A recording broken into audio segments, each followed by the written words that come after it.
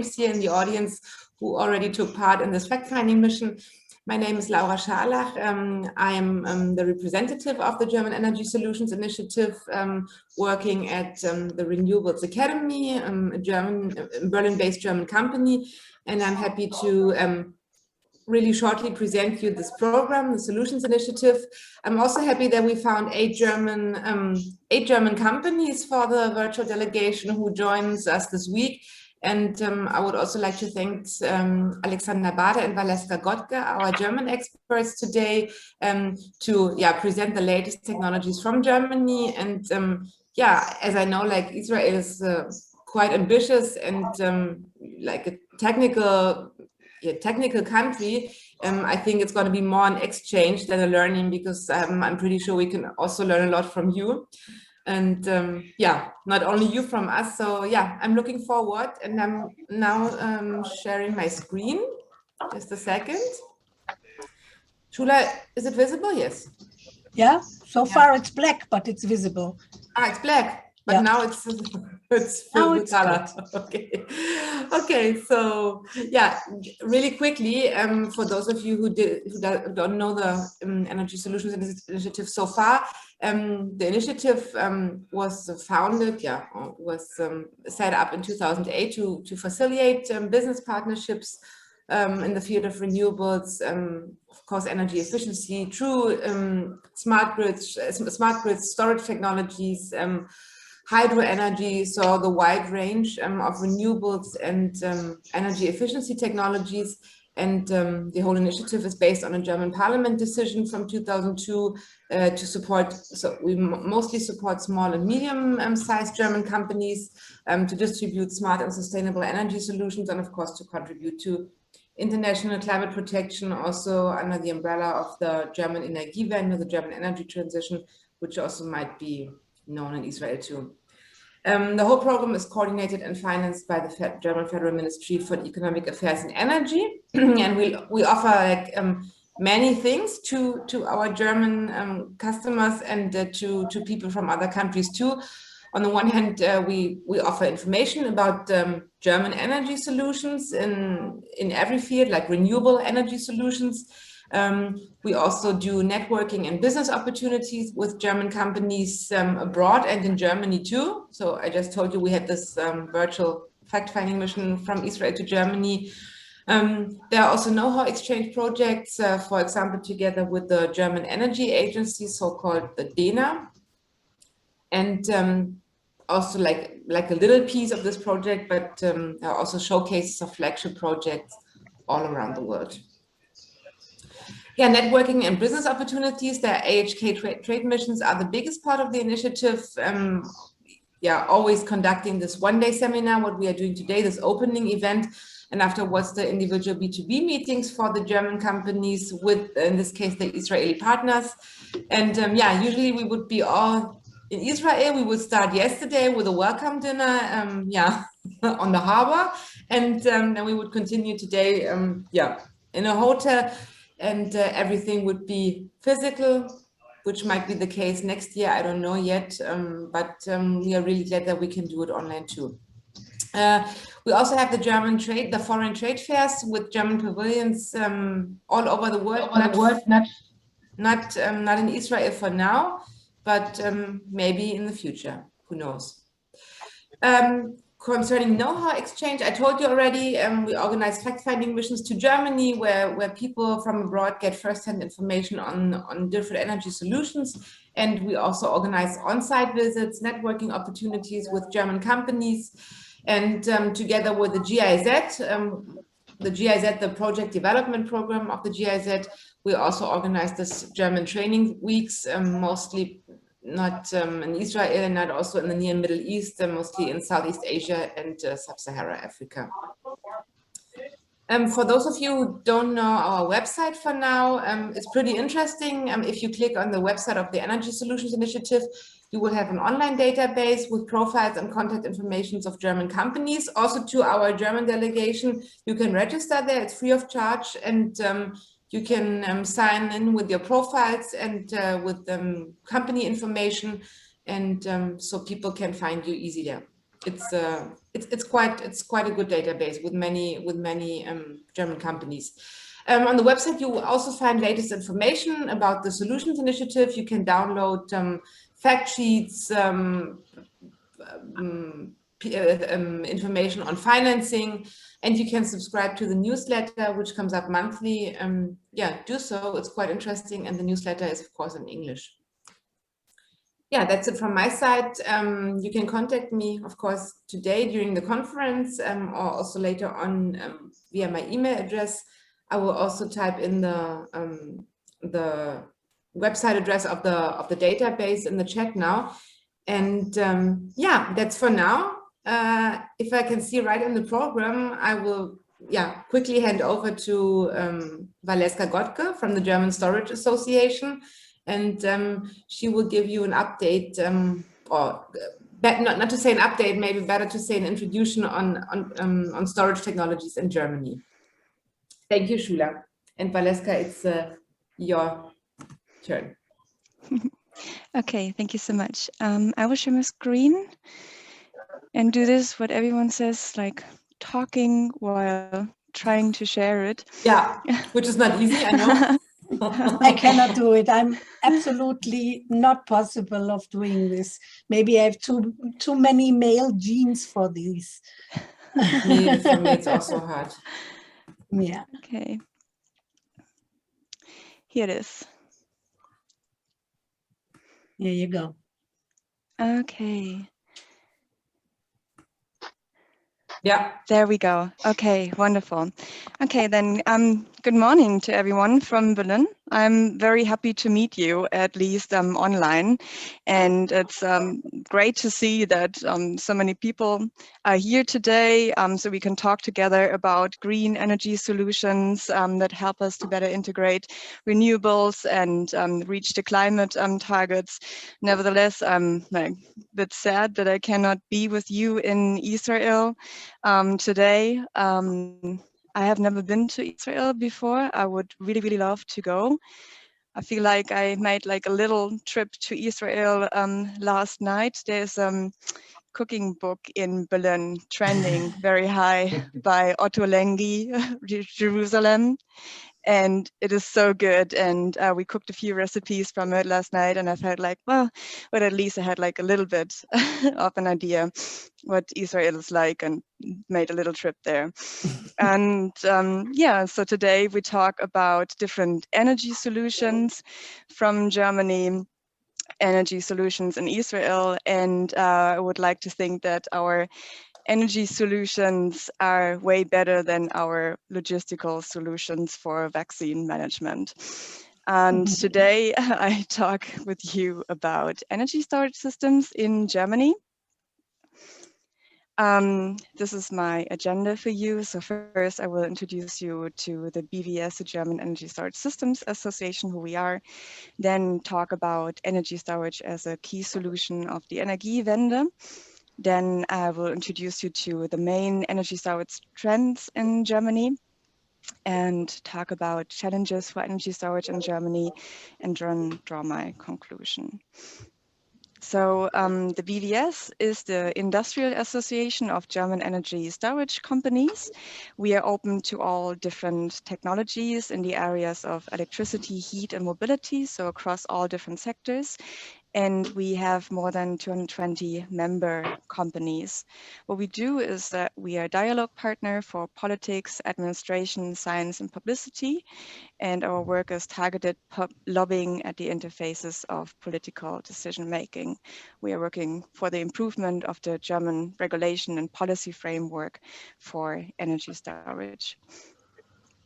And this is a brief excerpt of different members we have in our association, so that you see us like really across the whole industry, different companies. It is important to notion that we are not a battery association. Batteries are important energy storage technology, but there's so much more. There exists a wide variety of different technologies. So Energiewende, Paris Agreement, sector targets, Green Deal, climate neutrality. There exist so many different goals and targets out there to achieve a more climate-friendly energy system, to deal with the severe challenges of man-made climate change. But the question today really is, how do we achieve these goals? So many targets, and what is really important is to talk about how to implement these ideas. And energy storage technologies are a key solution for these challenges. Energy storage technologies are ready and available on the market to make their contribution to climate-friendly energy system. And there are various applications for storage in the sectors of electricity, heat, and mobility. And yes, there are a lot of energy storage technologies ready on the market, but research and development continuously advance the technologies too. It's a very innovative industry too. And yeah, research in energy storage technologies is also a very important pillar of the industry in Germany. Here's our famous or infamous, however you want it, BVES Swiss Army knife, because we compare energy storage technologies with a Swiss Army knife. It's one flexible little tool, one technology that has so many various different applications. Like one energy storage technology can be used for a wide set of different applications, like, for example, the increase of energy efficiency, for positive or negative control energy, for backup energy, for sector coupling, frequency control, and so on. One technology, many different applications. And this is like the main advantage of energy storage technologies, that they're these flexible little tools. And talking about Energiewende, this is an illustration provided by a cooperation of the AKTech Leopoldina and Akademie Union to give advice to the German government of the processes of the Energiewende. This was published in 2017, so a few years ago, and it shows theoretically the 4 phases of the energy transition we need to go to reach at the end final defossilization, 100% an energy system that relies 100% on renewable energies. And you see 1919, when we introduced the AHK, the new German energy law that regulates the feed-in tariff, they came up with this new idea. First was 1990. And the idea was to introduce basic technologies for this climate-friendly energy system, to support the development of renewable energies, to make the first expansion of renewables possible, and then to further increase the development of efficiency technologies. We have moved on from this. This was a very successful idea. We know today that renewables are cheaper than any other energy source today, so that was quite successful. And then the next step would be to reach, like, you know, to make the full circle of the Energiewende would be the systemic integration of these climate-friendly technologies. And that means flexibilization, digitization, the direct power use, storage systems, and an evolution of a new energy market. And also for like flexibilization and digitization, and to make it possible to use power directly, locally, where it was produced, energy storage systems are the key solution to provide for this extra technology. And then we see in the next phase, there would be synthetic combustible and fuels, which means we would experience, if we had reached this phase, high negative residual loads. We need to have introduced large-scale electrolysis, green hydrogen, and synthetic fuels for transport and industry. to then reach 2050, hopefully, the final defossilization, which means the complete abolition of fossil energy sources, to even import renewables, and then eventually the conclusion of energy supply transformation. And you see in this graph that energy storage technologies play a very crucial role for the goals of the Energiewende in many different parts. And we are on our way in Germany. And every year, the BVES publishes its BVES key industry figures. So where we have different surveys in the industry and combine them with our market analysis to come out every year with a market analysis for the German energy storage industry. And it comes out every year in March. It will come out in a few days. I'm afraid I cannot share the numbers yet, but I will draw on the trends that we see for further increase. The first trend is system integration, what we also just saw on the slide before. What does it actually mean? I just have here like a rough illustration of the grid system, high voltage, medium, low voltage. System integration basically means the integration of renewables, of flexible power generators, new energy solutions via flexible tools with energy storage systems. And it is particularly important in context of decentralization. So the old energy system is a centralized system, as you all know. And if we want to realize the Energiewende, we need to achieve a system that allows for decentralization. That means energy is not just produced at the top levels of the grid and then distributed down to the lower levels. That is also possible for the so-called prosumers. You probably all know this word, a combination of producers and consumers who can produce green energy at the lowest level of the grid themselves and are allowed to feed excess energy back into the grid so it can be shared amongst the consumers too. And you see here how energy storage systems play a central role in that model. So you have this is like a model. You have this house that produces renewable energy with a PV plant connected with storage to make it more efficient to deal with the fluctual energy loads that is used for different consumers like the washing machine or the computer in the house. It is used for e-mobility that is also integrated via energy storage for the charging infrastructure and in the car. And then we have a heat pump that is also always connected with an energy storage system. And this way, energy storage solutions combine electricity plus heat and cooling and mobility in one house. And what is possible in one house is also possible with the idea of aggregators that like different little systems work together. And then you also can think it in a larger dimension for the whole system of Germany.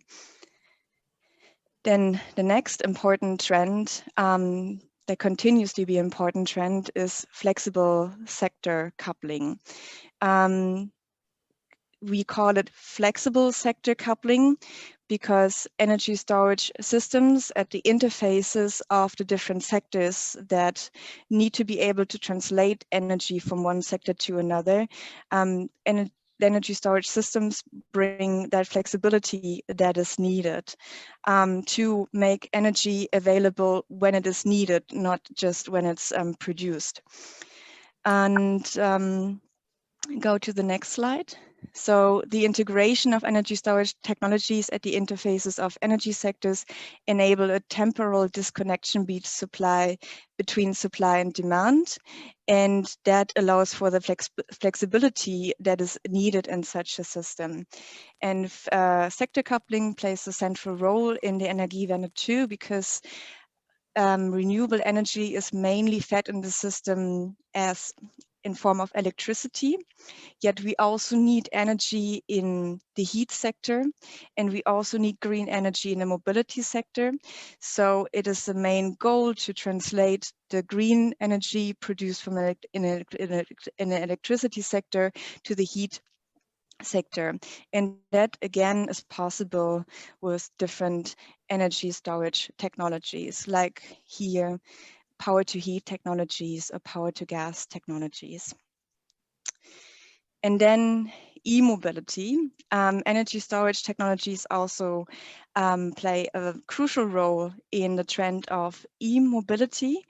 And current debate in Germany about e-mobility is, does e-mobility harm the grid infrastructure? This is how e-mobility is also discussed in Germany. And you see here like a couple of German titles that say like, are e-cars a threat to the grid system? Risk electric mobile? Is our grid system at the limit, and so on? And yeah, for these issues, energy storage technologies are also like really helpful. But like first, like a little, let's do a little math, like early morning on Monday.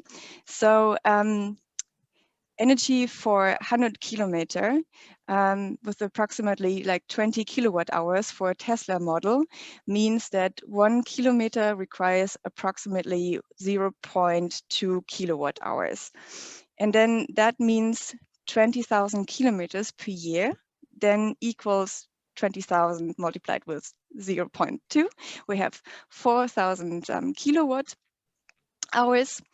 And then 4,000 kilowatt hours, that means per year in the car at 20,000 kilometers mileage.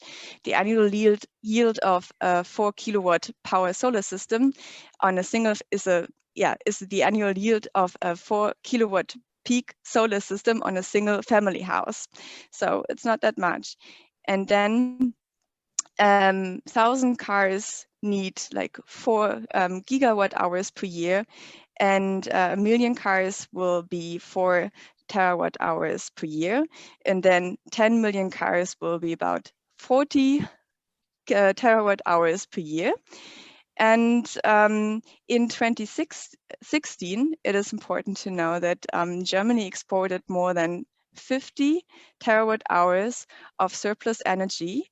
And in addition to this, electricity feed from renewable sources was also regulated.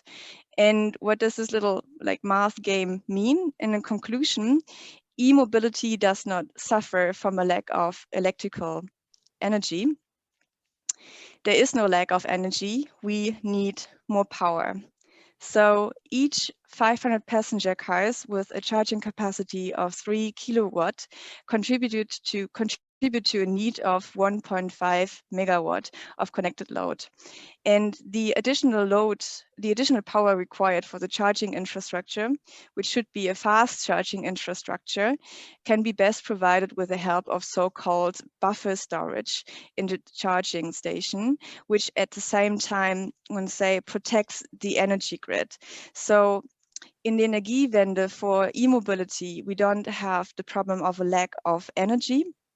We need more power for fast charging infrastructure, and energy storage can provide that as so-called buffer storage in the charging infrastructure, that they can give within like a short amount of time a lot of power to the cars that need them, and at the same time is able to protect the electricity grid. And this slide exemplifies this again, that in the fossil age, we were mainly as we used fossils for e-mobility, we just needed more energy for the mobility. And with the Energiewende comes the wave of electrification. And that means we need not necessarily more energy, we need more energy as the population grows. But for the solutions with e-mobility, we mainly need more power, and that is provided by energy storage too. Now, to the end, a few challenges we are facing in Germany, or the energy storage industry is facing in Germany. Part of the BVES key industry figures is also the question that we ask every year: what market barriers currently exist for your business in Germany? And the main answer, the main issue is the regulatory framework, as you can see here, with 51%. And the regulatory market barriers remain dominant, in particular for the classification of energy storage as a final consumer is still an issue, like for so many years now. But it also means prolonged authorization procedures, grid connection conditions with like impractical metering and billing concepts, lack of transparency of the current rules, and the influence of the Chinese market and access to battery cells are also increasingly seen as obstacles. And here this is a sum up of the challenges, of the regulatory challenges we're having. And I just see like I should go to the next slide, Schuler Wolf. Okay. So one of the main issues is multiple burdens for storage exist, like for example, the misclassification as final consumer of storage, and other problems we will see, the ENVG, the basic German energy law, wanted to introduce storage as network loads and right of network operators to pass through, and also allow them to do power reductions whenever they wanted to. This basic law was introduced by the end of the year last year and then withdrawn again, and now we debate about it again, but the idea was out, and that meant really bad news for the energy storage industry. And then also high bureaucracy in measuring and counting, the conformity with calibration law, restrictions under building law, installation conditions are also main challenges for the industry. And now I draw my conclusion. Energy storage plus technologies and renewables offer emission-free, secure, reliable, and efficient energy supply systems. The energy storage is a Swiss Army knife. Energy storage systems are a key solution for the Energiewende.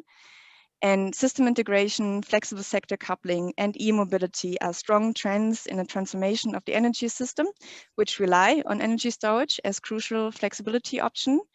Cross-sectoral integration of various storage technology offers a huge potential of useful applications, and fair market conditions, that means investment and planning security, openness to various technologies for energy storages, are needed.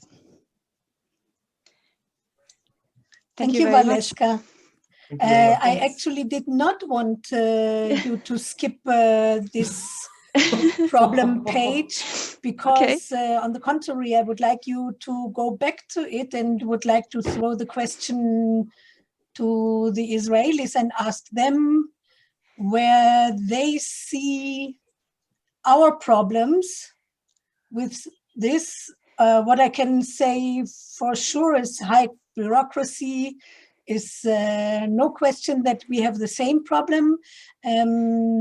What would you like to add to this, Israelis? Where are our problems? Where do we have similar challenges? The main problem that I see is that the concept. At the moment, everybody in Israel is going on the big storage unit. I believe that the best solution for Israel is the small storage. Every house, in every system. Number one, because it is small, it is available. And number two, because of the Israeli special position of security. If you have a storage system in the house, you have a security, you have a backup for bad days. We're all talking about what will happen in the future with the north of Israel. And this can be an excellent solution. So the first issue is to decide how to push the small systems, because I don't see any regulation of the small systems. If tomorrow morning I bring a 20 kilowatt system or 50 kilowatt system and I want to connect it to the grid electricity, I don't think that I have authorization. So this is question number one. And this is where, for example, my focus is not on the big ones. My focus is on the systems of 10 to 100 kilowatt. Number two, the other issue that I don't see here is connecting the e-cars or e-mobility and using it as a energy storage, because car is sitting on in front of your yard or in your office 20 hours a day. It got now today 20, 40, 60, 80 kilowatt battery. You can use it as a storage to charge it on the low tariff, release on the high tariff, using it on emergencies. This is another issue that I mentioned already a long time ago in Israel, and I think that a long time ago, last year, and I don't see it coming up. For a country like Israel, this is a very important issue. If, for example, you have 100 vehicles with batteries of 40 kilowatt each, which means we're having 4 megawatt in the south of Israel. It's a big option for electricity supply in emergencies. So those are the two issues, in my opinion. Now, because the needs are not coming up, so there are no regulations, but the needs will come up. I think that a lot of people like me are coming up with a solution of the 10 to 40 kilowatts for private houses, small businesses. And this question will come very quickly, and we don't see any solution for it at the moment, or any regulation, how to connect it. Can I ask one question back? Yes. What I will find very interesting is how it's discussed to better integrate small-scale system into the bigger system. Because in Germany, at the moment, it's discussed mainly in context of the so-called smart meter gateway. And my colleague likes to refer to it as the state router. The idea is basically, so you have like all these like different small scale systems, and you could manage them by having the intelligent management system behind the meter. So to have like all these different like electricity, heat and mobility systems connected with an intelligent energy management system and with storage behind the meter. So the load is balanced out behind the meter and then fed into the grid. But the idea so far is that the intelligent management system is connected with the state router provided by the state. And we think that would cause bad management issues and security concerns if all these data and information of private households is shared in a collected state router. We think all this information should be held behind the meter and be kept in the privacy of the individual people and the households. Yes, but on the other hand, we have to understand that if everybody will feed the system, the grid as you want, there will be no stability. Somebody has to control it. You have to get from the energy systems when you need energy and supply to it the surplus. So it must be controlled by centralized management and not by each individual. Yes, yeah, it is true that whatever is like fed in the system or like taken out needs to be controlled and managed. But that is possible by bundling it behind the meter in every system and then giving the information of when and how much energy is fed into the grid or taken out, instead of having a state that accesses all the information until behind the meter of the household individuals. That is not necessarily to provide for security of the energy system.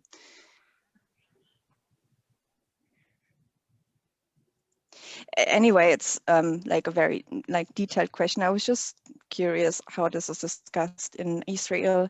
As you mentioned, security concerns are particularly important for you. And I think that's, yeah, an interesting exchange to have on that. I think it's not discussed yet because we didn't reach at the moment the focus is on the megawatt, 5 megawatts, 10 megawatts. The focus is not on the small systems, and I think that is a big mistake. We have to focus on the small systems quickly, because we may need it quicker than we think for different options, for different purposes. I totally agree. As I showed in my presentation earlier, the Energiewende means a process of decentralization. Renewable energy is mainly produced like locally and in a decentralized context, and this is how they can be best integrated into the system. So it is very important to focus on these small scale systems if you want to reach 100% penetration of renewable energies in the total system. The other question is management, because what we saw from our experience, those systems are complicated, especially if you use lithium batteries. And the question is how you can secure reliability and simplicity on those systems. This is my real interest in, I'm negotiating with some companies in Germany, and those are the main questions. Because even the largest company, I don't want to mention names, are actually having problems to support when it's coming of integration between lithium batteries and the inverters, which are the heart of any energy system. Okay. Anyone else who wants to add something, or should we go on? Maybe after the next presentation. Yeah. Okay, then I would like to hand over to Dr. Alexander Bade from the University Albstadt-Sigmaringen.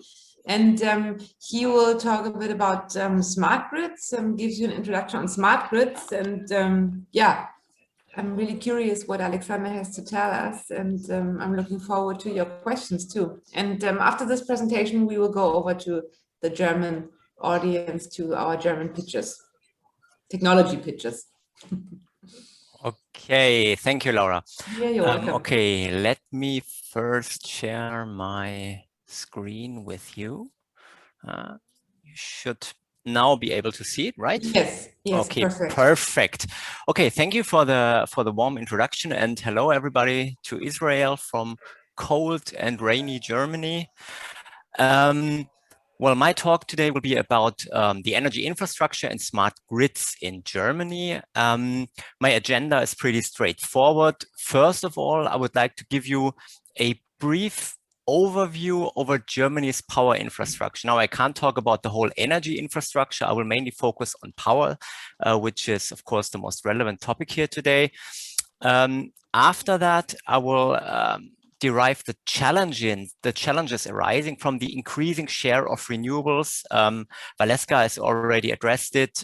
The share of renewables in the German power system is increasing from year to year, and this, of course, poses challenges to the existing power infrastructure.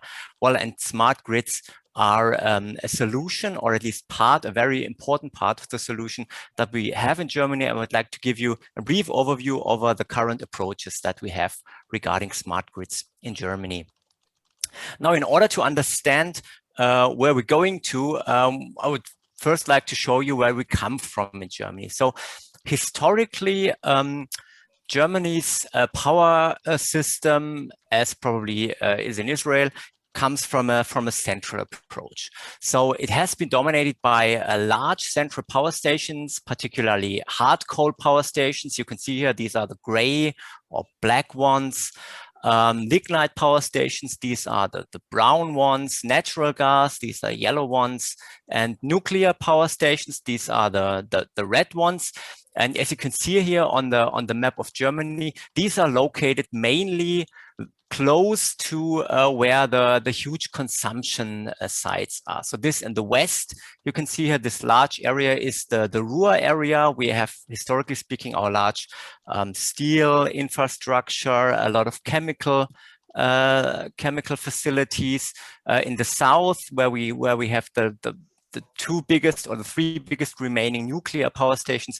We have all the automotive facilities, so Mercedes, Porsche, BMW, they all come from the south.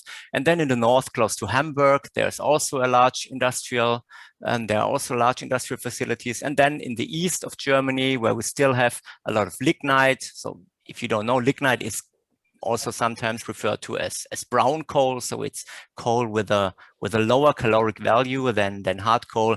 And there we also have historically some industrial large facilities. And basically, since the huge generation, the huge power plants were close to the consumption facilities, we had a transmission network that was basically designed to support this approach of large central units. So you can see here the lines, the green and red lines you can see here are the large transmission lines that we have in Germany. They connect north and south and also east and west. And they basically supported this, well, you can say top-down approach. So we have large central units which well, generate a large amount of power. So the vast majority of power was from these central units, and they provide energy where they are, but this energy can also be transferred to other regions, and then they sort of trickle down to the end consumers. Already, you can also see on this map that we have, you see 4 different colors: blue, yellow, green, and light purple here. And these are the 4 control areas that we have in Germany. So we have 4 different transmission operators here in the German system: Amprion, Tenet, 50 Hertz, and Transnet BW, which are each responsible for their own control area. So each of these 4 transmission operators operate the extra high power grid, so the very large transmission lines, and they're responsible historically for transferring the power from first in between the control area and between the different control areas. And each of them is responsible for frequency in their own system, in their own control area. But of course, they are interconnected, so they handle frequency control together nowadays. And apart from these 4 transmission system operators, we also have many distribution system operators. Last year, it was almost 900. And these operate the high, medium, and low voltage power grids. So these are basically well, local companies, which are located somewhere in the city. And down here you can see a table with a total length of the German power system. And you can see here the extra high power system, which is operated by the TSOs, is 37,000 kilometers. However, the most important part with respect to length is the high, medium, and particularly the low voltage level. And in total, we have 2 million kilometers roughly right now. And this is operated by the DSOs, by the distribution system operators. And this is getting more and more important because historically speaking, their job was basically, well, just to take the power from the extra high voltage level and transfer it down to the end consumer, but this role is changing, and I will get to that.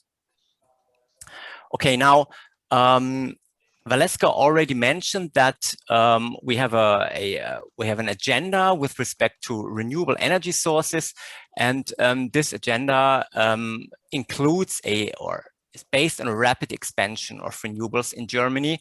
And here in this graph, you can see the installed capacity in gigawatts of the different technologies of renewable energy sources that we have in Germany. Here you can see blue is hydro, green is biomass, purple is wind, and yellow is photovoltaics. And you can see here that starting from 2000, we have a rapid expansion of the installed capacity of renewables, particularly of wind and of photovoltaics. Last year, or 2019, we had 61 gigawatts of wind, both onshore and offshore. The highest share is wind onshore. And almost 50 gigawatts of photovoltaics. And compared to that, conventional generation, so hard coal, lignite, nuclear, and gas, more or less stayed the same or even decreased a little in the last years. And in 2016, conventional and renewables were the same. Now we have 124 gigawatts of renewables, but only 102 gigawatts of conventional generation. And this renewable generation is mainly dominated by wind and photovoltaic. And of course, this rapid expansion of installed capacity sort of has a high impact on the generation. So this is the generation in terawatt hours that we have from the different energy sources in Germany. And you can see here at the lower levels we have nuclear, lignite, hard coal, and natural gas. And you can see here that the share of renewables. So this is what we have on top here. So photovoltaic, wind, offshore, onshore, biomass is strongly increasing. And the red line that you can see here is the share of renewable energy sources in terms of gross power generation. And this share is already approaching 50%. In terms of energy consumption, it already exceeded 50% last year because, as Valeska also mentioned, Germany exports a high share of its power. So in terms of consumption, we already exceeded 50% last year, at least in the second quarter. And since we will have the nuclear phase out in 2022, so the yellow share here will be 0 in 2 years. And we also have a coal phase out until 2038. So the black and brown share will also be 0. Well, this clearly means that there will be a very, very high share of renewables in the future. And it's targeting 80% in 2050. And as I said, we're already somewhere close to 50%, and this will increase more and more. Now, of course, this poses challenges for the German grid, because now the generation is not on the extra high voltage level anymore, but the highest share is on the medium and low voltage, levels. And this requires some sort of smart organization of the grid.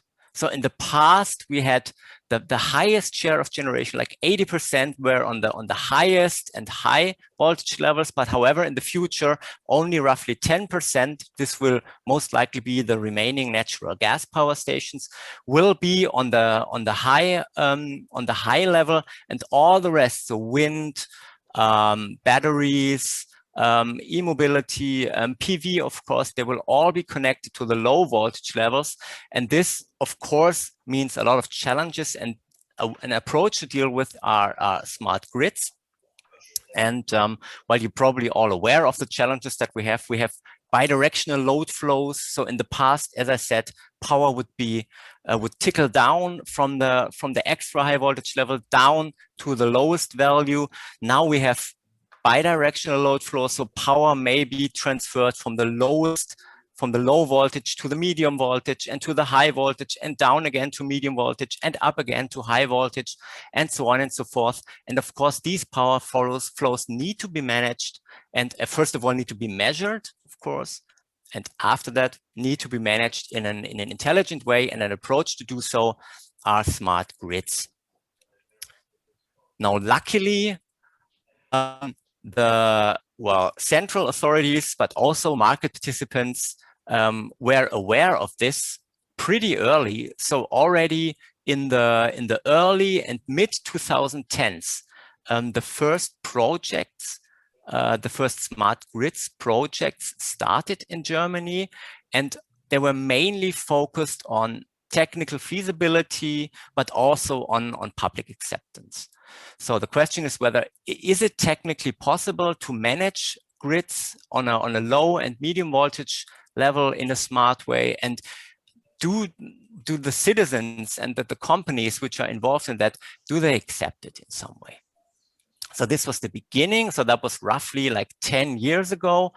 Currently, now that the technical feasibility studies are, well, they're still being performed, but many of them showed positive results. So therefore, currently, the focus of the most, of many or most smart grid projects in Germany is in market integration and the establishment of business models.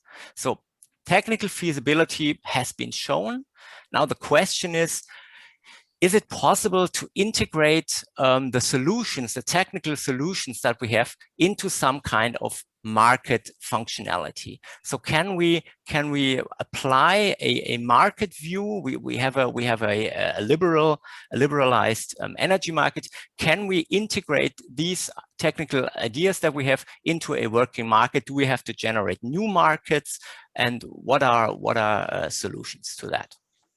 And a large number of these local, and there are many local smart grids projects in Germany. So we're talking about hundreds of local smart grid projects in Germany currently.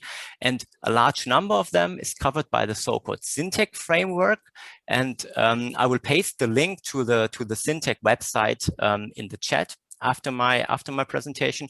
It's also available in English.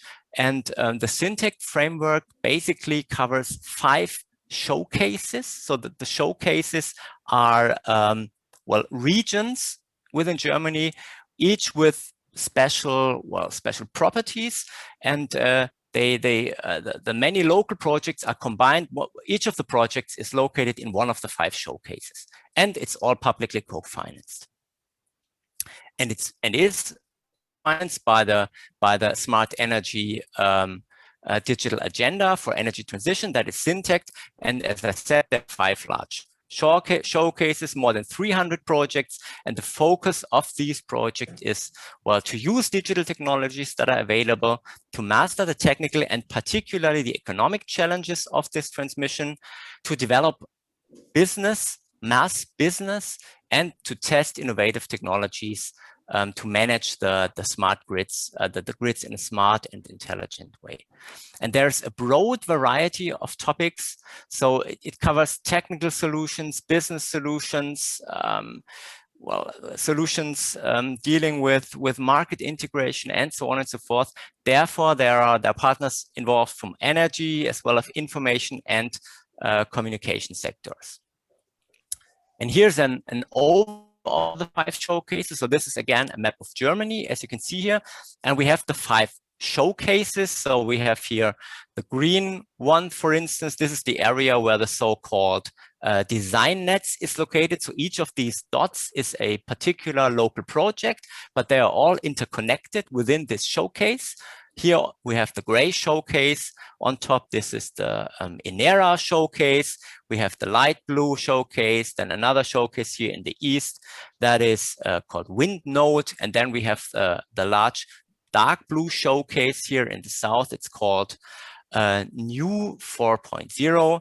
And each of the dots at particular specific projects, and all these projects started in 2016, 2017, and they all ended last year.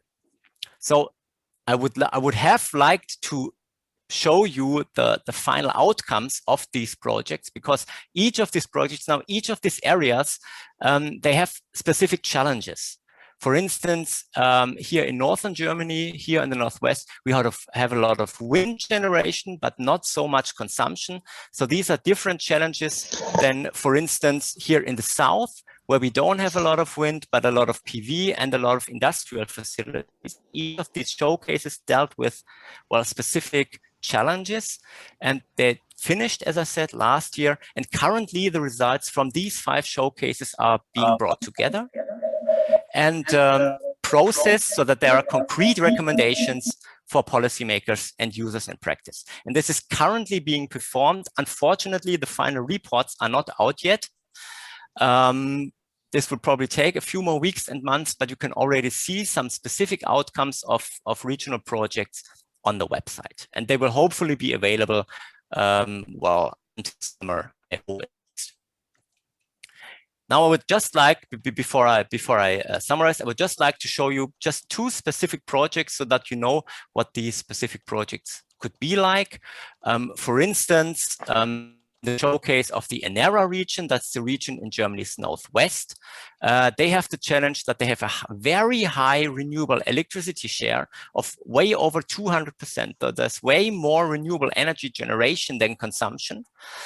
And what they did they tried to investigate which requirements they have to deal with this power access, the renewable power access or access power that they have. And one example of the project result is they developed a regional flexibility market. So they developed a market where it's possible to bid flexibility. So for instance, 10 megawatts of negative power between 10 and 12 o'clock. And they developed it and they put it into practice in 2020. So in early 2020, they had the first trade in this regional flexibility market. And now they're currently in the evaluation phase. So this means evaluation here at the end. And hopefully in the next weeks, there will be some kind of results, but they showed it worked. And they developed a platform for this regional flexibility market. And well, it worked and they can deal with this excess power from renewables. Another regional project that is located close to my university, which is why I mentioned it. It's called FlexGrid, and it's a grid here in the southwest of Germany where they also deal with, where they don't have an excess of renewable energy sources, but they have a lot of regional consumers. And what they're currently developing is a so-called grid traffic light. So they want to implement sort of a traffic light that you know from traffic, but related to excess power, so that when the light is yellow, there is the need for intervention from the regional grid operator, and when the light is red, there must be an intervention. And they're currently developing it, and it will be finished in October 2022. Now, to sum up, for decades, Germany's power infrastructure has been dominated by large central power plants, and it still is. They're still there. However, with an increasing share of renewables, the infrastructure requirements change enormously. And the requirements, particularly for intelligent network management in Germany, they vary greatly from region to region. As I said, as I mentioned, for instance, particularly in the north, we have a lot of wind. In the south, we have a lot of photovoltaics. The industrial facilities are located in different areas within Germany. There's a large number of projects, hundreds of projects right now, with hundreds of participants. So DSOs, energy suppliers, manufacturers of storages, network components, ICT, many of which you will probably meet, because I believe most of the companies that are represented here today will probably be part of some of the projects.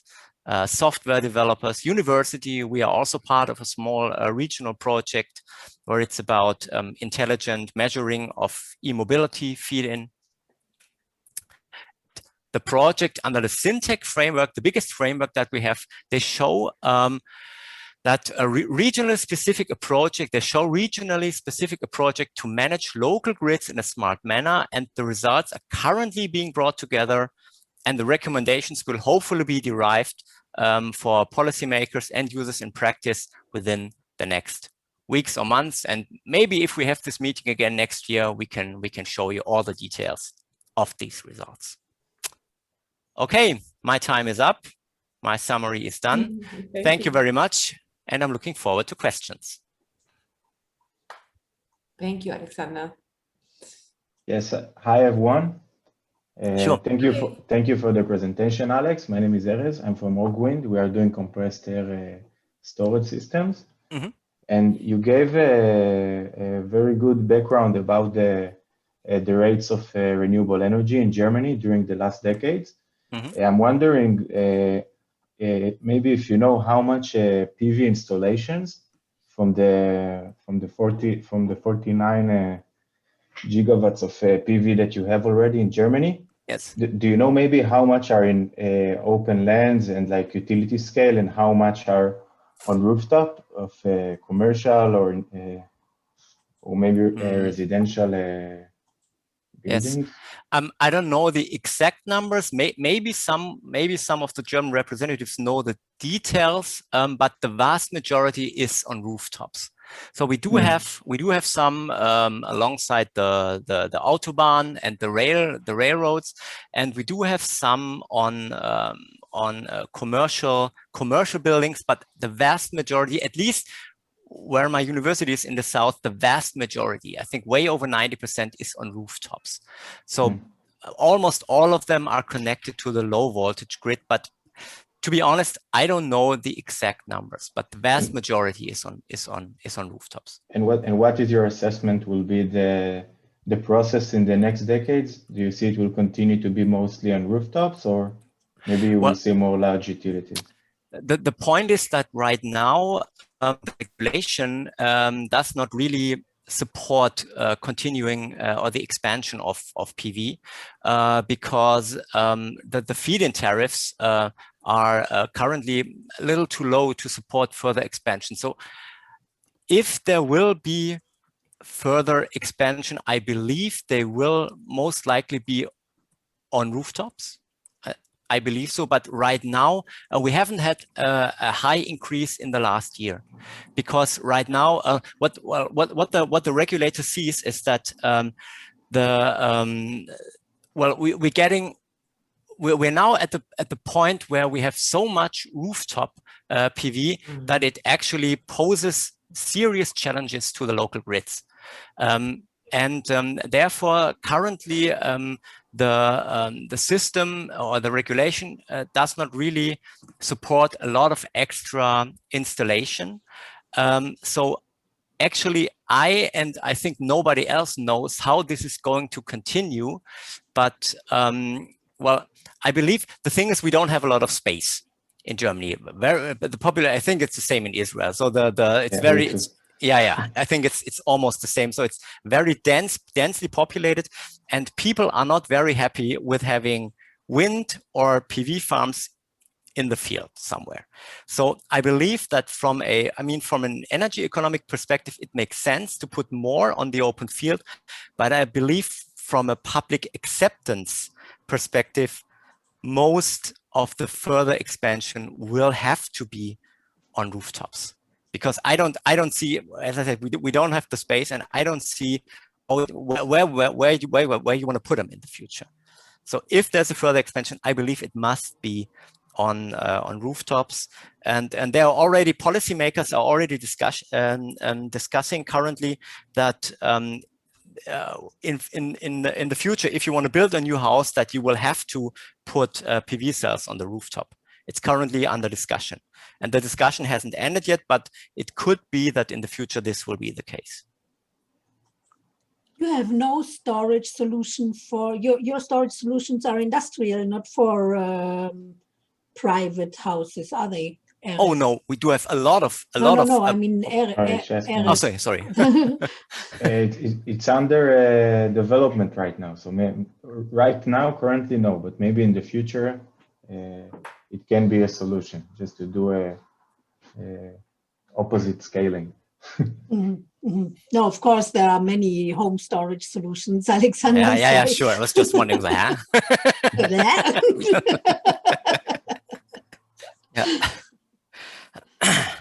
Yeah.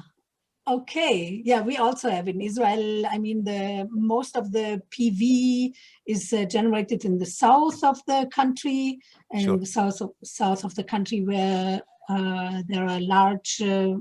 There is still a lot of place because it's desert, and until the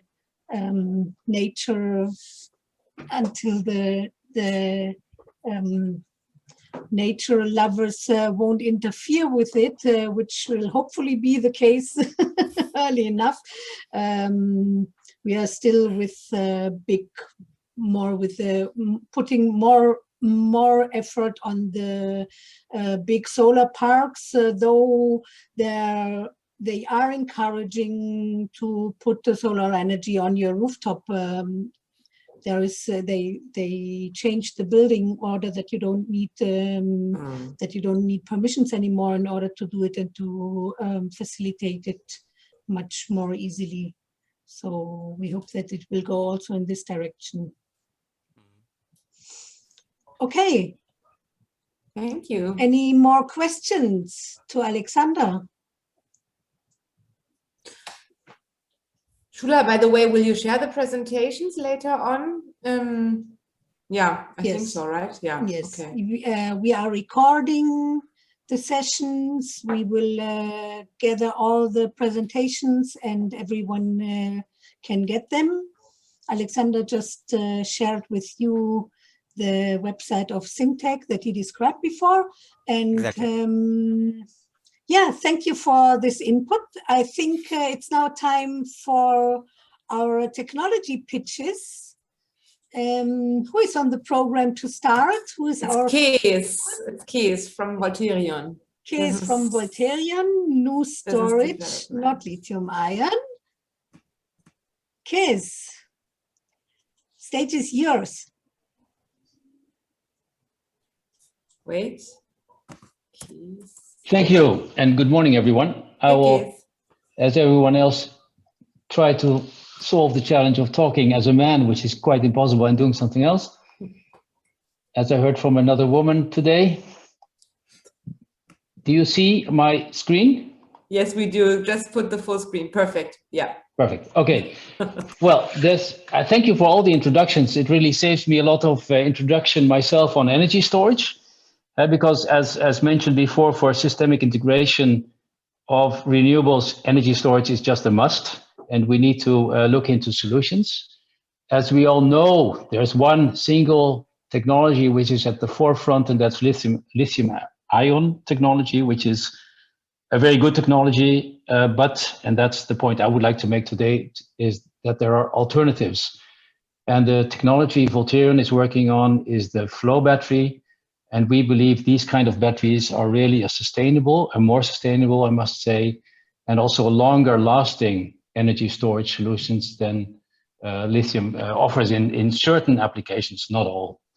The flow battery is not as energy dense as lithium. It is a storage system which needs more space.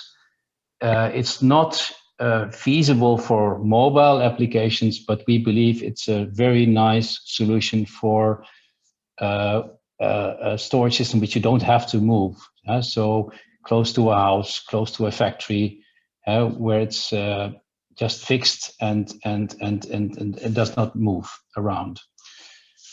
Maybe a short introduction on Volterrion first. We are a spin-off of the Fraunhofer Institute, which you will probably know. We won some prizes. We have about 40 installations in the field. And to be honest, the first ones don't work anymore. We've been learning a lot. And I will show you some details later on. But the systems we have now work. On the right-hand side, you see a picture of a system which is installed at RWE in Germany. It's still very small. It is 5 of our small modules. But we see it as a start to be able to build bigger systems. And there was also a question about small systems, necessity of small systems for houses maybe in Israel. And one such a module would be something you could imagine installing at a house connected to a PV system. The company is full financed, so we are not looking for money anymore.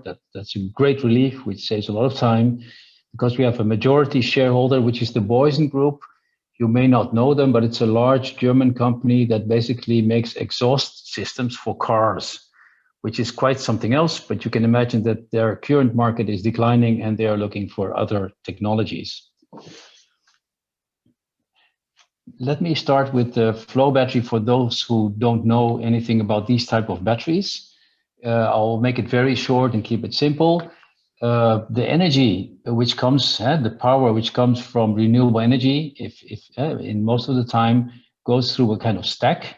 And this is where Volterrion has specific expertise developed at the Fraunhofer Institute. But in this stack, the power which comes into the battery system is put into the electrolyte. And you have, like in any battery, a positive and a negative electrolyte.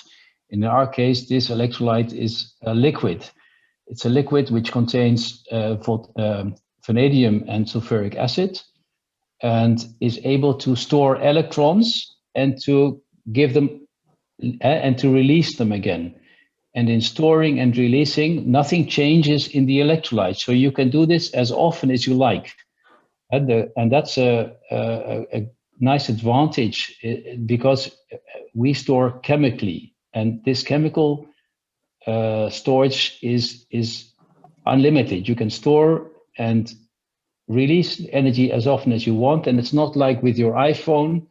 When you buy an iPhone, it's new and it lasts the whole day, but after 2-3 years, you have to charge it more often, maybe 2-3 times a day. And after 4 or 5 years, you want a new telephone because the battery is just, the storage capacity of the battery is lost.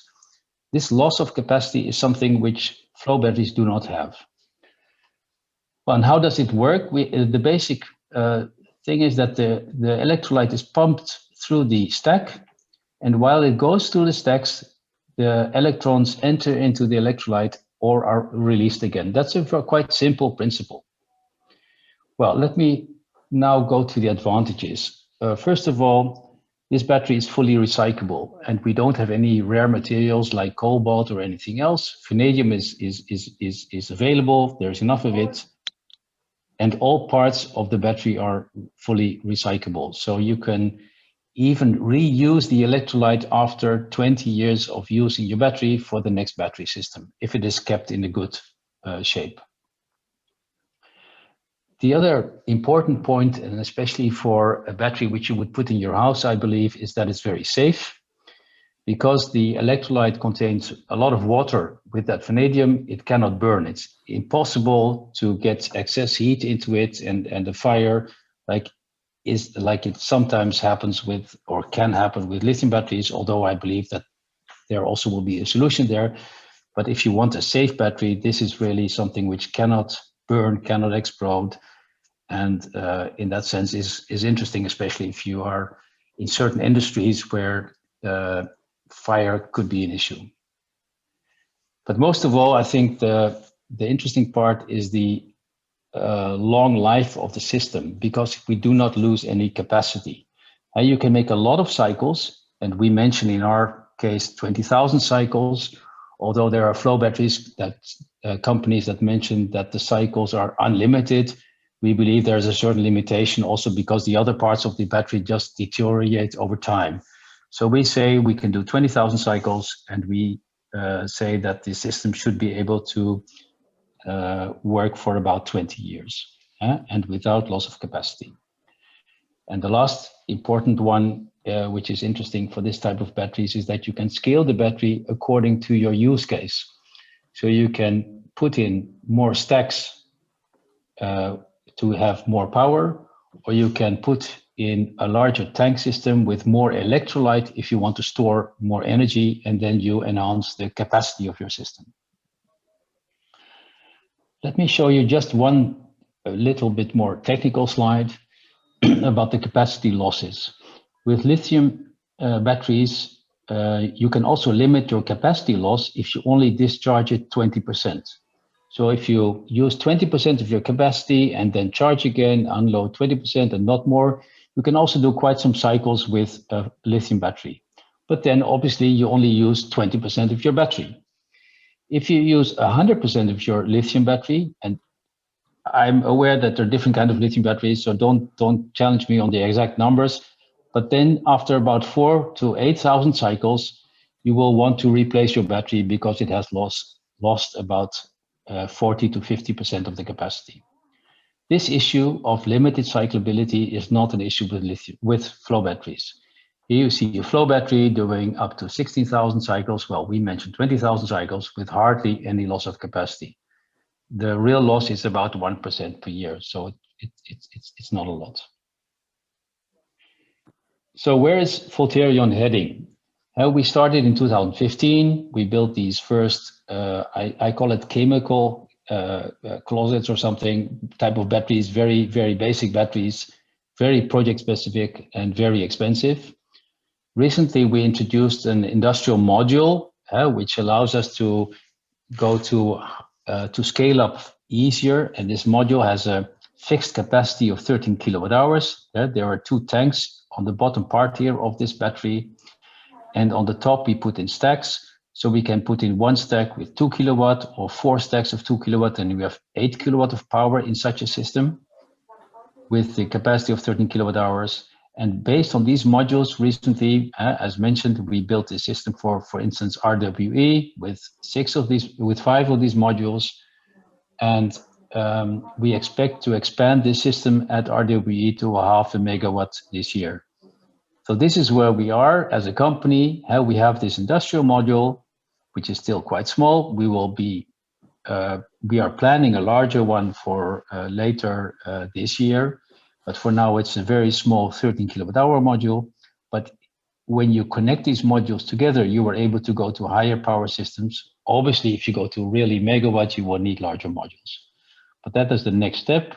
So from 23 onwards, we will be able to build these larger systems with about 19 kilowatt-hour module by expanding basically the tanks of the current industrial module.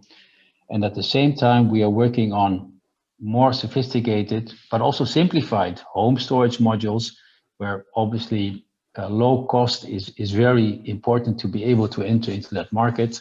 The market now is dominated by lithium batteries, which are, as you all know, declining in cost every year. But we believe that for certain people who think that, or who believe that safety is an issue, that believe that sustainability is an issue, that want a long-lasting solution, this could also be a solution for their home storage system. So this is where we are as a company. And thank you very much. If there are any questions, please let me know, either by mail or just maybe now in the discussion.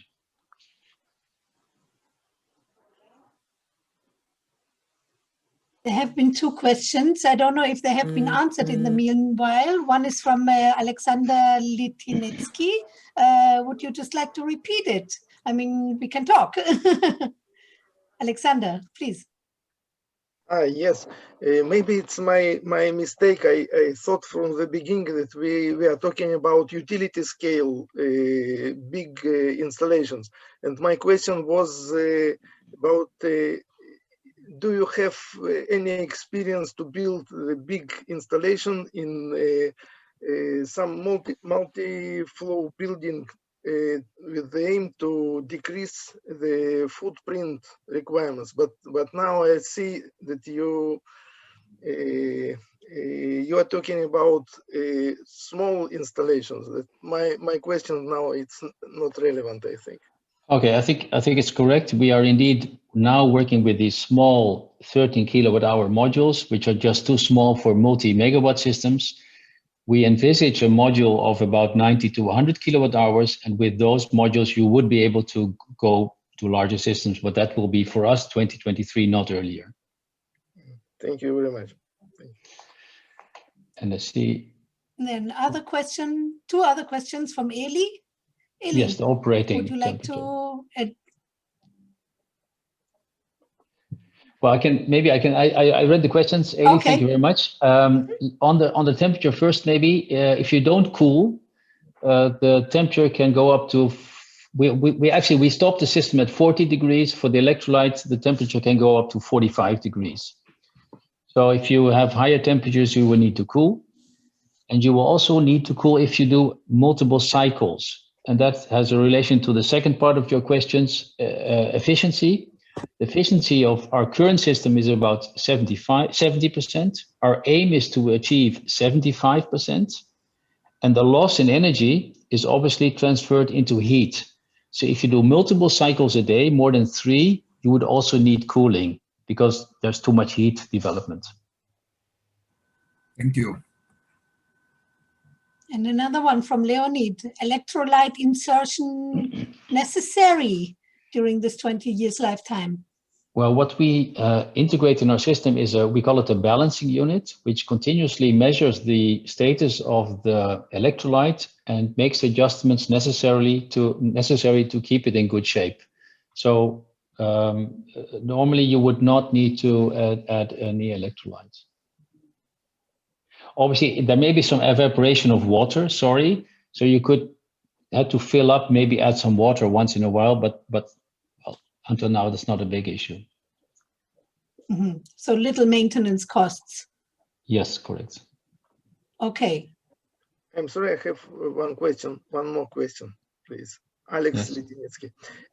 Can you talk a little bit about self-discharge issue?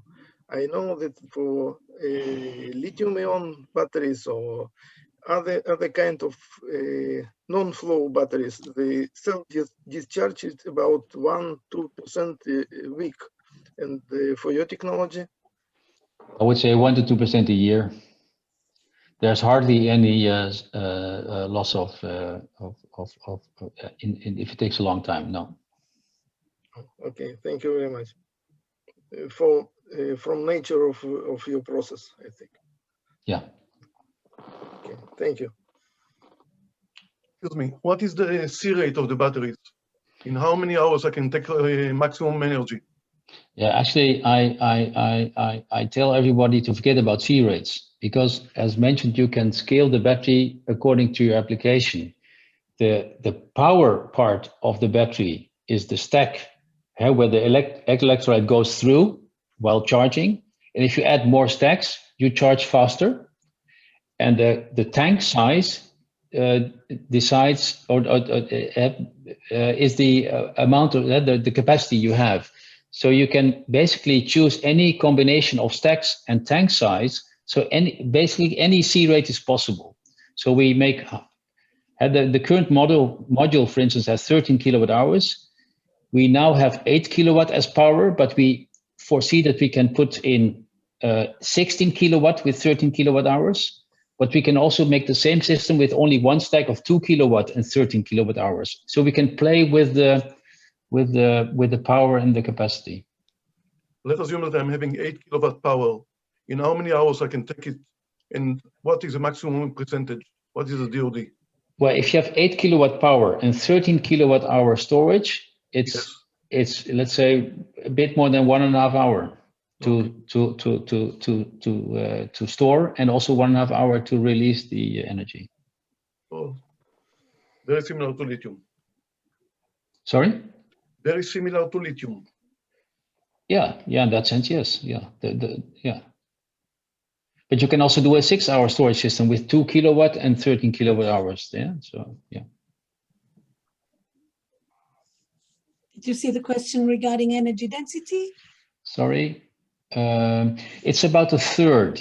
So our systems are 3 times as large. We need 3 times as much space as a lithium battery. Yeah. All righty. So any further questions? I have his email address, and you will get his email address as well, and he'll be delighted to get questions. Yes, absolutely, and I will obviously share the slides. Yes, yes, I will, of course. And I have some more which I didn't show, just because we will have one-on-one meetings also where we'll go into more detail. Okay. Mike Ritter is the next one. Yes. Thank you. Let me share my screen.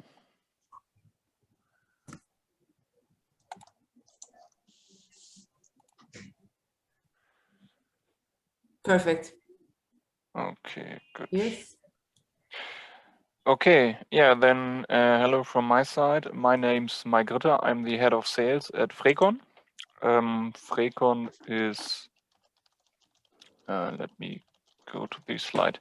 Frecon is a German developer and manufacturer of frequency converters. For more than 30 years we are in this business now. Located in the north of Germany. Yeah, and as I said, our key component is a converter in the size of kilowatt, several hundred kilowatts, up to let's say 20 megawatt. And just to give you a number, more than 45 gigawatts outside all over the world are our products or rely on our development. Yes, family-owned business with these. Our owner is Norbert Henchen. Yeah. Okay, we have approximately 90 employees here, divided on 2 production facilities. As I said, more than 30 years experience, and we are under the name Frecon since 2005. That is our product range, with one exception that is not really relevant for this event here. The key, or the masterpiece here, centerpiece, is our hybrid converter. I will come to that on the next slide. But in general, you can say, yeah, we supply battery converters, complete battery turnkey systems, and you can use the converter for several applications, as UPS or as rectifier, for example, for electrolyzers. And as it is a hybrid system, I will come to that, you can combine several sources or consumers to one converter. This is how it looks. It is an IGBT-based converter with modules starting with 150 kilowatts and go up to 2 megawatt, but we can combine several of these modules to reach a power of 100 megawatt and more. But to be honest, the region in which we are very competitive and good is between 1 and 20, maybe 30 megawatt. A very high efficient system.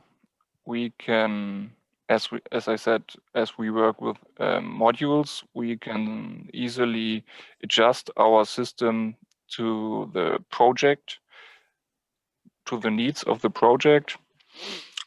And the hybrid system allows it to combine when we talk about a battery storage, for example, you can easily connect PV or, for example, wind or with a DC output electrolyzer to our converter. I'm using converter. Some people use inverter. For us, it's the same because it's bidirectional. It can each of these power modules here can convert from AC to DC or DC to AC. The applications, I believe I don't have to talk too much about that because Valeska showed the Swiss Army knife, and that is quite similar to what our converter can do.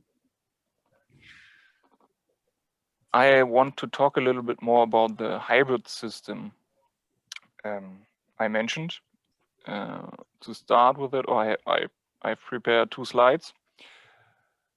This here shows a quite complex system, but there are several projects that are already like this or will be like this, where you have PV, where you have, for example, wind, or when you go with PV, there are more and more projects where you then have to use a battery.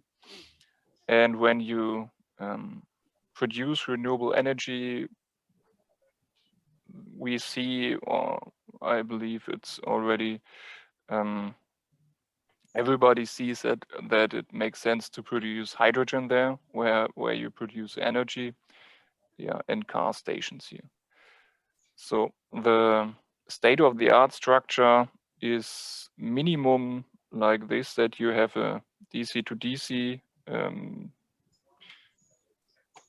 adjustment, and after that a DC to AC conversion. Not necessarily a medium voltage transformer. That depends on how far the battery, for example, is.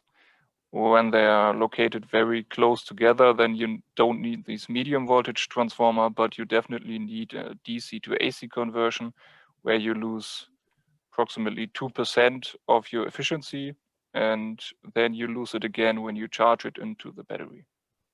When you have to go through medium voltage transformers, there additional 2% of losses or 1%, depending on the transformer. Yeah, and so when you combine them together, you have quite high CapEx and, of course, OpEx when you look at your efficiency. When we go to our hybrid converter system, then everything looks a little bit easier because you can connect nearly every source or consumer to one common DC link. What means that you don't need that many DC to AC conversions, which, as I said, reduce the efficiency by 2%, and you need one converter or inverter for each of these conversions. Here you can, with our system, you can simply adjust the DC voltage of the PV and charge it through this common DC link directly to the battery with losses much lower than with the normal state-of-the-art structure. Yeah, and we had several, we are working on several projects where you already can combine the electrolyzer to DC. All electrolyzers work on DC. Most of them have their own AC to DC converter in it, but that is not needed anymore if you use with our system architecture.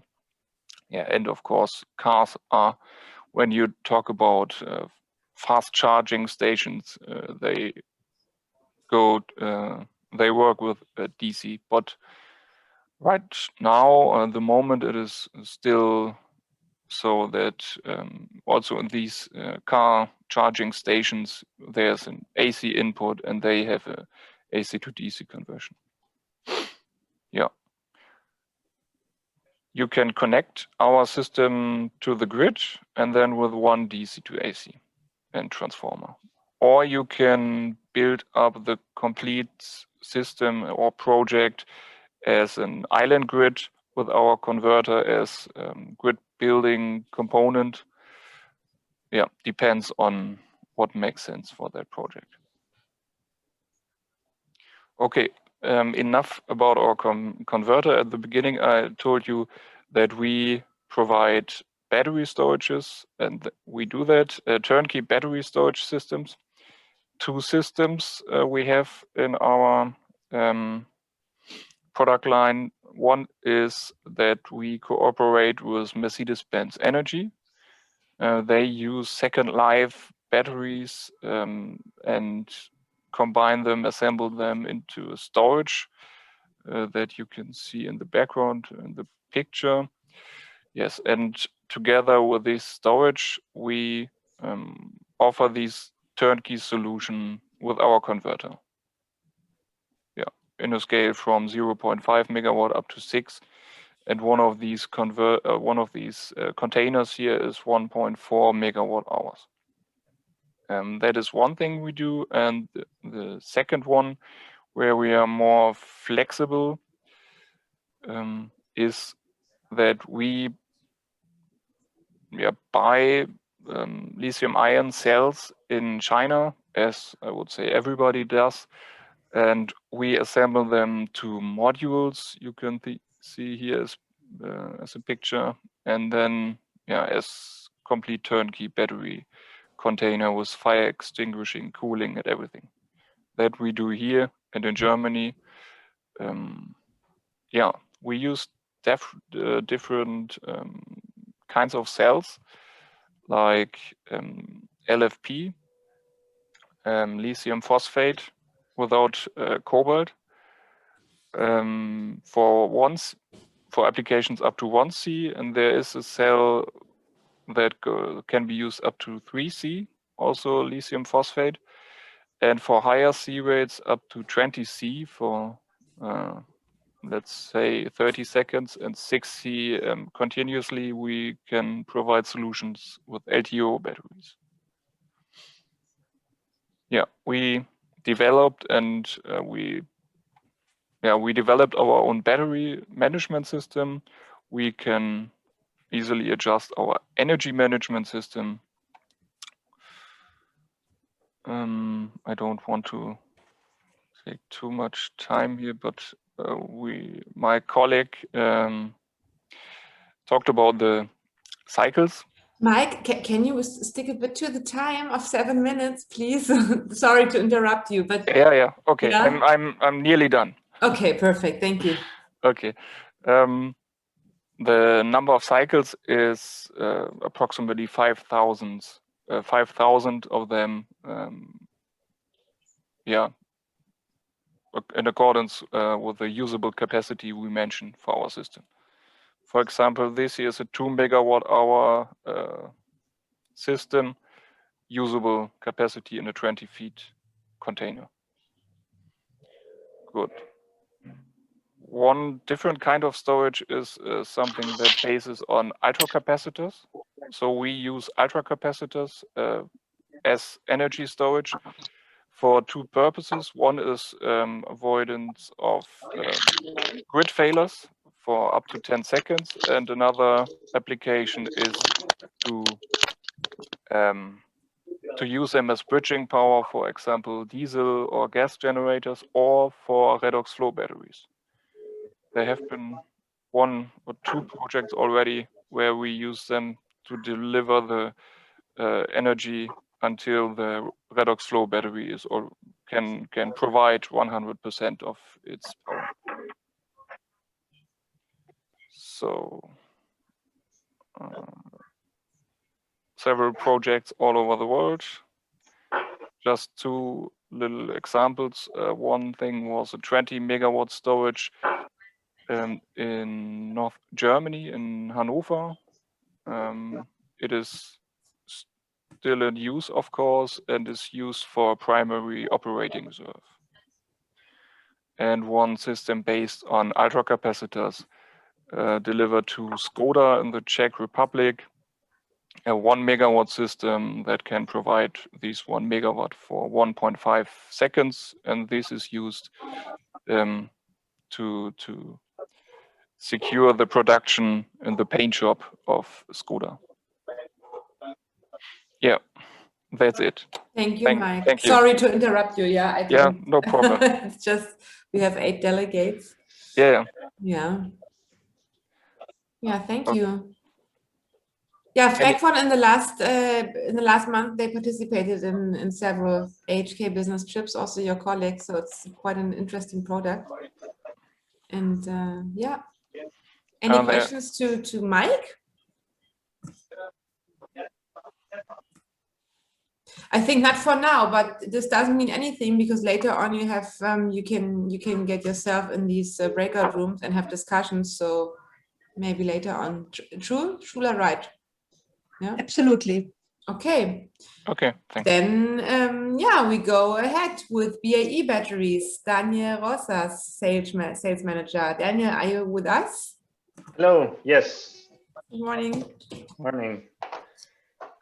Okay, well, first of all, a very happy International Women's Day to every single woman here. Thank you. Very polite.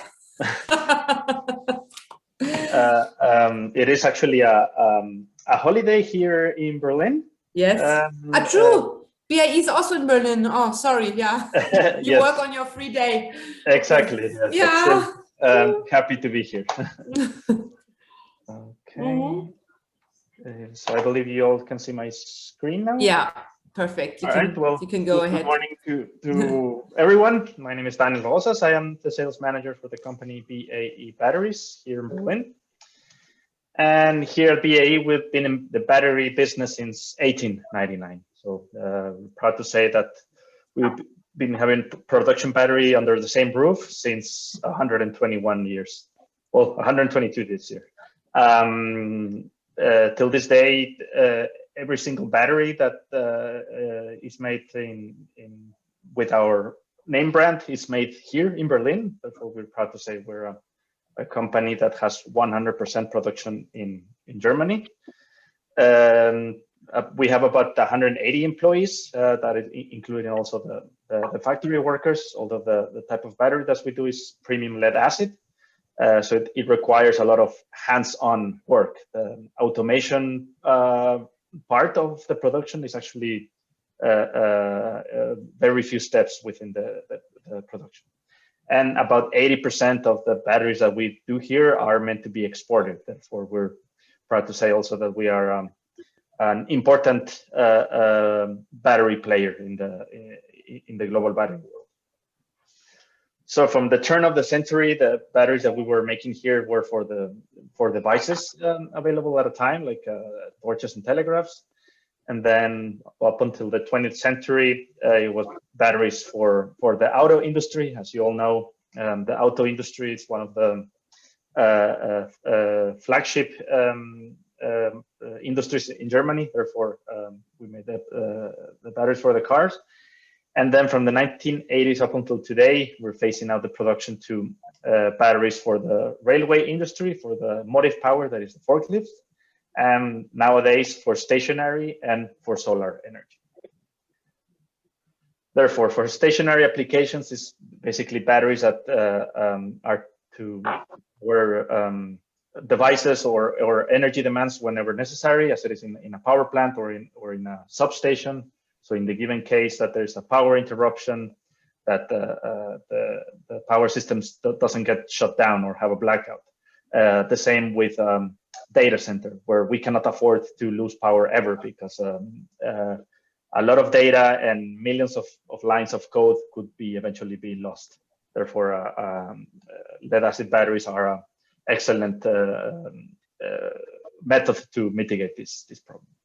And then from the renewable energy applications, basically batteries that are meant to be cycled. So discharged during the night or when the sun is not shining, and then recharged with the use of photovoltaic modules or mini wind generator. And rail and motive power is basically both trains and forklifts. About a quarter of the batteries that we produce go to the United States, there where we have a strong foothold in the stationary battery industry, especially for substations throughout the United States. And about 17 to 20% or so is here for our domestic clients in Germany. As said, we have our only factory here in Berlin and our corporate office. We have a regional office in Singapore that oversees our clients in Asia for commercial purposes. And you see in the map, we are expanded, or we have technology installed and in operation almost throughout the world. Therefore, what makes us different from the rest of any other type of lead battery? Therefore, we're proud to say the quality grade of our batteries is exponentially high. As you all know, the battery is one of the most, or if not the most important element within an energy system. Therefore, it's the heart of a storage system. Therefore, it is imperative to have the highest quality components, because the quality of the materials, the quality of the seals and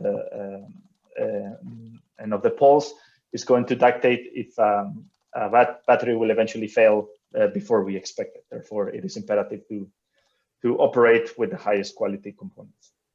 Or it is also important to say that since unfortunately lead itself, it's not an element that is big on humanity or a friend of humanity, unfortunately, because of the toxicity, and so therefore we have to be very careful how we work with the lead, and especially in our factory that is within the city limits of Berlin. Therefore, there's very high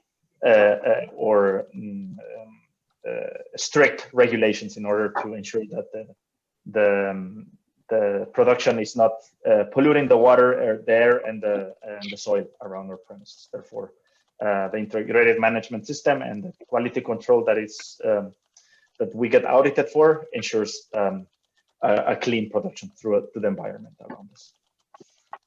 Therefore, this technology, it is nothing new. Lead batteries have been around for over 100 years. Therefore, but just because it's old doesn't mean it's not modern anymore, right? Like as an example, one says like the wheel was invented also centuries ago, but we're not trying to reinvent the wheel, right? It is also very important to say that although one misconception of that lead batteries have is that they are very bad from their environment and when they are disposed incorrectly, and in fact that is true, but it's also important to say that lead batteries are 99% recyclable. For the electrolyte or the acid can be disposed, and the mechanical disassembly of the battery is fairly straightforward. And from the transportation, installation, operation, and commissioning is very straightforward. It doesn't require that many power electronics or other types of devices in order to ensure the operation of the battery. Right, till this day, as you see that the rail and traction segment of our overall production is very small. Therefore, our biggest market or our biggest industries is for stationary and solar. So depending on the application that or the end application that we're going to be using the battery for, we have the right solution for that. Depending on if we want a sealed battery, that is the batteries on top, meaning that the electrolyte is a gel, and on the bottom is batteries where the electrolyte is in liquid form. These are low maintenance, therefore they can be refilled with electrolyte whenever necessary. And from depending on the type of discharge we're going to be using for stationary purposes, when float operation is basically means when batteries are ready to go in case of a power interruption, therefore they will be put to be discharged. Therefore, in this situation, we are more interested in having larger voltage, therefore using a block that can be either 6 or 12 volts as a nominal voltage. And for operations that we are more interested in having a larger or longer discharge time and that we want a higher capacity, we will rather use individual cells that are connected in series. We have a battery bank with a large capacity. And as said, depending on the electrolyte and the type of plate, we differentiate the type of battery that we will use for the certain application. Grid plate for both positive and negative plate, it's going to be used for systems that we are interested in having a low internal resistance, especially for UPS or for UPS systems for data centers, because the bridging time should be as short as possible, because a couple of seconds could mean a difference from losing data or not losing it. Therefore, and for the other types of applications, we will rather use tubular plate. All right, so depending on if we use a tubular plate or grid plate, on a C10 discharge, we have a capacity range ranging from 200 up until 2,400 amp hours. And for the tubular plate, from 100 to 300, 250. And the block, since the block has a larger capacity, larger nominal voltage, the capacity is somewhat low. But in this case, we're more interested in having a larger voltage. And the same goes for batteries with gel electrolyte. But there's the difference is that these batteries are sealed.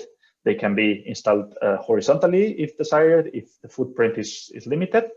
And these are maintenance free, therefore they don't need to be ever refilled. The gel cannot be removed or doesn't need to be refilled. And for batteries for the solar industry or for renewable energy industry is the same setting. We have in both versions for liquid electrolyte and in gel electrolyte, also block modus and an individual cell, that each individual cell is a nominal voltage of 2 volts. Right, and I will quickly go through some reference projects around the world in different settings. As Alexander said in his presentation that about the smart grids, that during the early 2010s or so, there was a big boom about the research and use of smart grids. Therefore, we supplied 4 parallel strings for the Brandenburg Technological University that they were testing and installed a smart grid. And this is for a residential off-grid system in Greenland. Therefore, in Greenland during the summer, they have many long days with many sun hours, and therefore the batteries are recharged with during the day with the help of the photovoltaic modules. And during winter, when there's little to no sun at all, these batteries are charged with a diesel generator and mini wind generators. This was an off-grid winery in Spain, where during the harvesting season they depended on a diesel generator. Therefore, they invested in an off-grid system for self-supply and self-consumption. So their storage medium here was 6 individual 48-volt battery banks. This was a telecommunication station in the mountains of Poland. That is also they depended on a diesel generator whenever there was a power interruption due to a heavy snowstorm. Therefore, with the use of gel batteries, they mitigated this problem. This was in somewhat of a small energy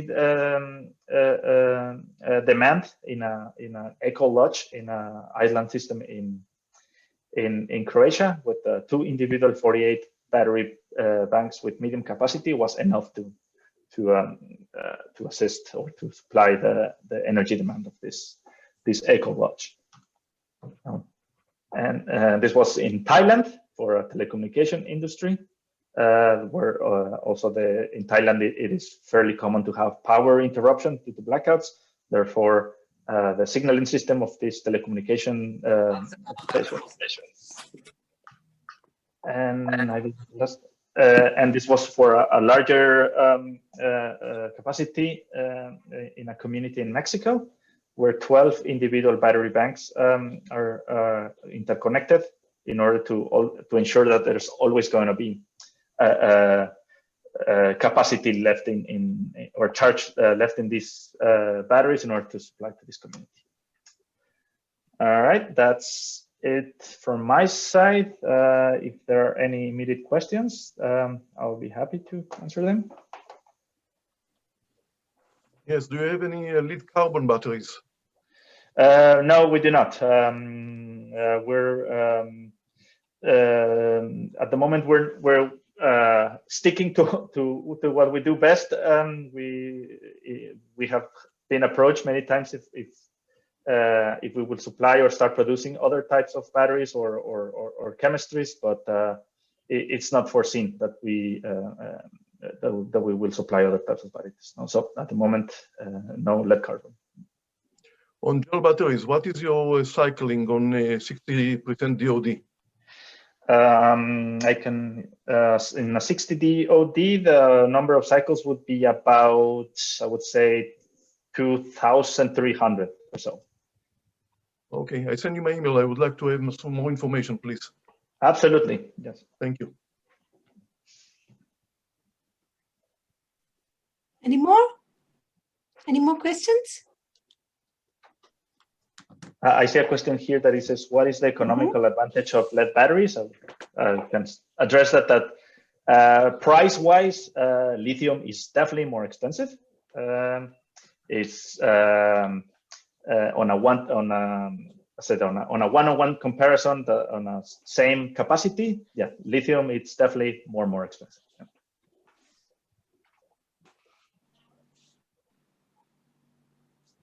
All right. Well, thank you very much. And yeah, Nathan, I will write you an email. And yep, thank you. Thank you. Thank you. I will connect you. Okay. So I think we'll move on with our next presentation. Hi, everyone. Yeah, yes, that's me. So just let me. Ebru from Dega.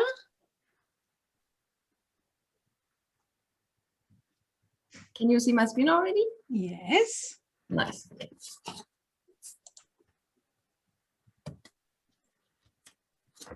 So, hi everybody. So first of all, I would like to thank you for organizing the event. It's so nice to see you all, at least virtually. My name is Ebru Günes and I am working as a sales manager for the company Dega. And today I would like to present you shortly our business areas, our product portfolio, and especially our USP, the MLD sensor. So we are located in Horb in southern of Germany.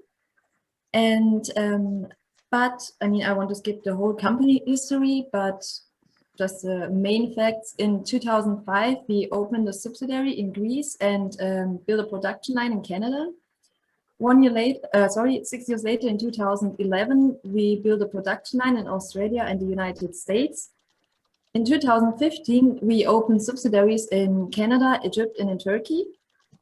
And 1 year later, we opened the subsidiaries in South Africa. And last but not least, in 2018, we opened a subsidiary in India. And with more than 100,000 projects implemented in more than 75 countries, we are the world market and technology leader for sensor-controlled tracking systems. And we are the leading manufacturer with the world's largest product portfolio for single and dual axis solar tracking systems. So here you can see our product for single axis systems. And with the use of IPE and AGR profiles, aluminum module mounting rails, and our Dega control system, which is made in Germany, the tracking systems are characterized by robust and durable quality. And the control system is developed in-house by Dega. And for example, for the single axis trackers, we have the 8.5, the S60H, as well as the S100 double road and single road. And through the single axis tracking systems, you can achieve yield increases of approximately 30% for all photovoltaic applications. And also an easy plug and play installation is realized here. And for example, which is new in our case, is we offer now the single axis trackers until up to 84 modules. And for the dual axis systems, we have the 3000 NT or HD, the 5000 NT, D60H, D80, as well as D100. So it depends on the power you would like to have. And the dual axis systems enable optimal utilization of all irradiation energy and achieve yield increases of approximately 45% for all photovoltaic applications. And here you can see some references from our solar parks with single axis trackers, for example, here in Spain, as well as in Italy and in Greece. And here you can see the solar parks with dual axis trackers. So the first two ones in Canada, as well as in South Africa and national parks. But I would like to say that not only solar parks, we also building integration is possible with our tracking systems. And what is also important to know is that our tracking systems are developed, tested, and assembled in-house. So this is the cornerstone for the quality to build intelligent, robust, and durable tracking systems. And our tracking systems are extensively tested in practice, as you can see here in this picture, in practice before market launch. So in the process, the tracking systems are exposed to extreme situations and subjected to a wind tunnel test. But now what is our USP? It is the MLD sensor. Because in 1999, we invented, or Dega invented the MLD, the so-called maximum light detection sensor. And in 2001, it was awarded the Inventor's Prize of MLD sensor. And the MLD, or the so-called maximum light detection principle, lives from the most precise, fast and energy-saving tracking of the solar modules to the most energy-rich point. So the patented control module is responsible for this. The control module constantly measures the intensity and angle of the incident light rays, and optimally aligns the system with the solar modules. So in doing so, the module takes into account not only the sun's irradiation, but also, for example, the light reflected from snow, water, or light-colored rock, or also the diffuse irradiation penetrating through the clouds. And this individually for each system. But the important thing here is that only those movements are carried out that also directly lead to an increase in yield. And here, for example, two sensor cells in the MLD sensor provide reference values that are evaluated by a logic module to track the module area over the course of the day. And depending on the irradiation, a differential amplifier causes the transition from the logarithmic characteristic for a strong irradiation to the linear characteristic curve for diffuse light. And in this dependency, the logic module assumes a much higher value for the linear characteristic curve than for the logarithmic one. So this optimizes the control accuracy with decreasing the brightness. And here, in the next slide, you can see a rating chart using a sunny summer day as an example. Here with the fixed system and our data tracking system.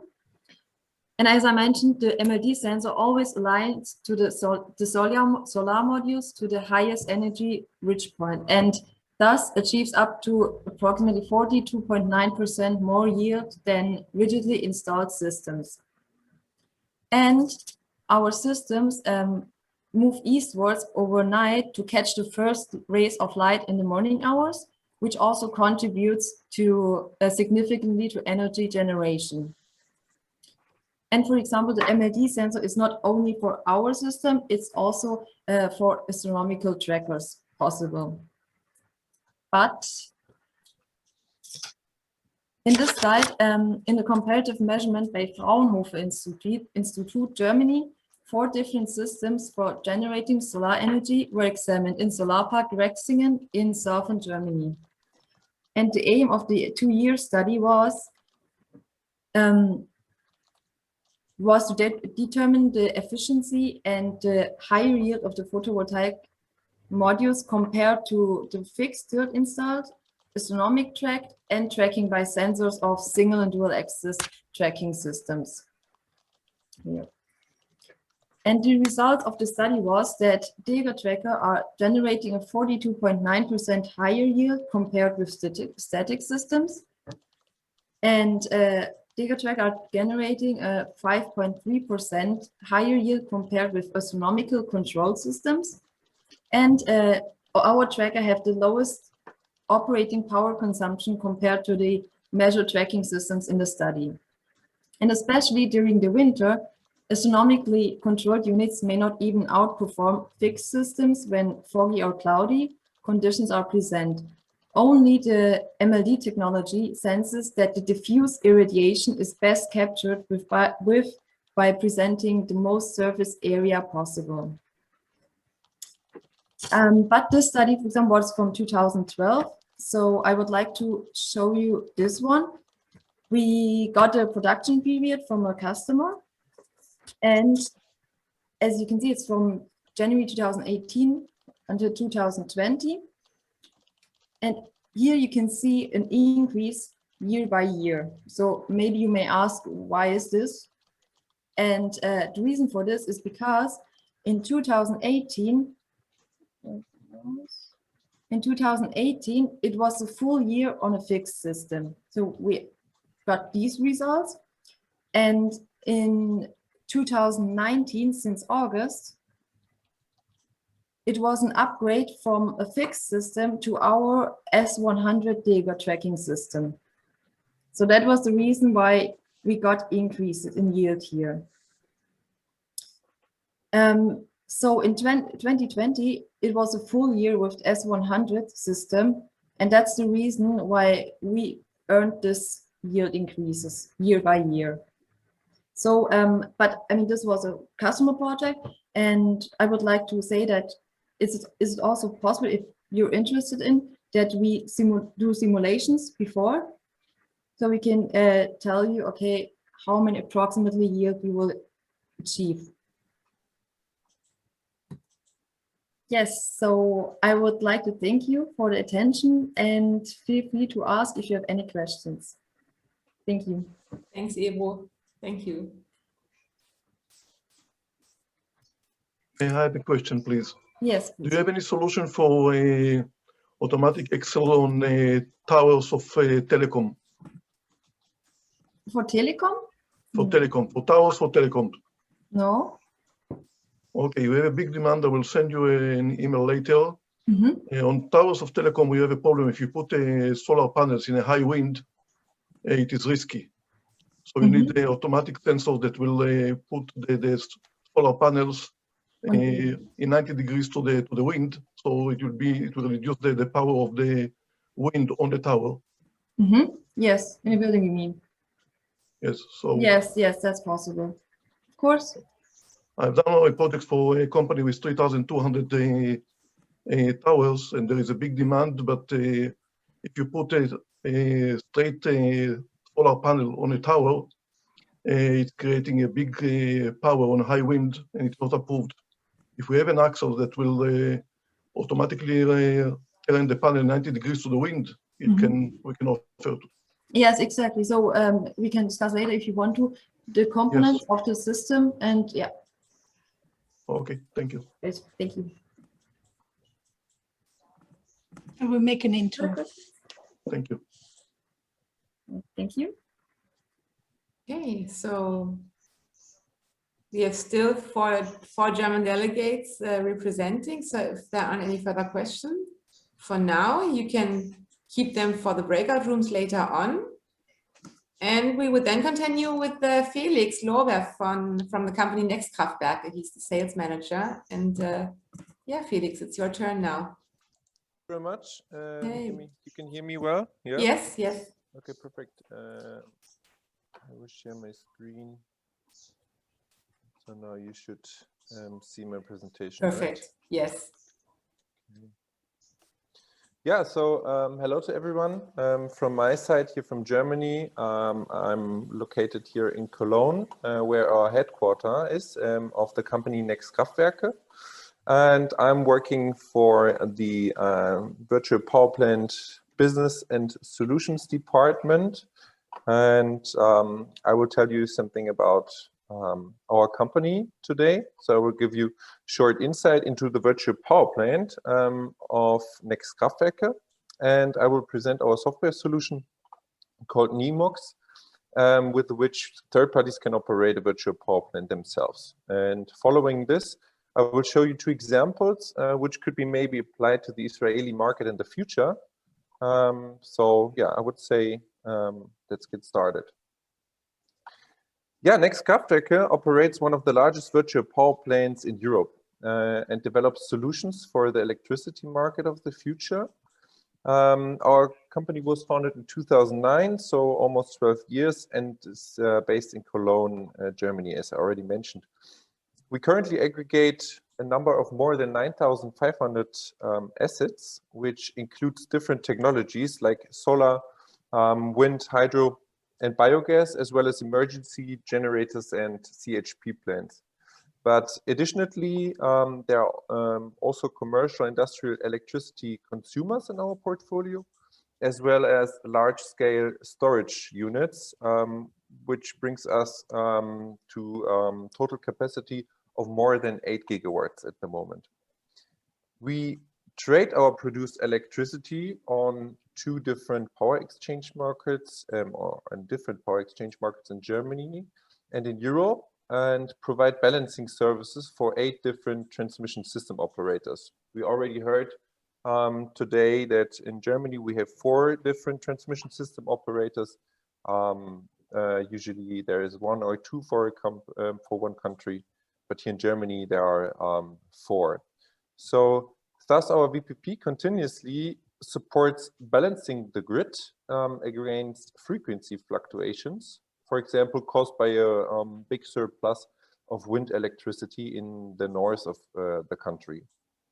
And A virtual power plant, you have to imagine, a virtual power plant is the interface between the electricity market and the plants in the field. So with our thousands of plants, we are thus able to provide flexibility that is indispensable in the interaction of renewable energies nowadays and in an increasingly heterogeneous electricity mix. And the provision of flexibilities can be divided into reactive and proactive provision of flexibility, which brings me to the three main use cases of a virtual power plant. A virtual power plant aggregates different technologies, as I already said, and provides continuous monitoring and control functionality. So based on this, the following use cases, as you can see here on this slide, which, and I have to mention this here, have been developed with a focus on the European electricity market design.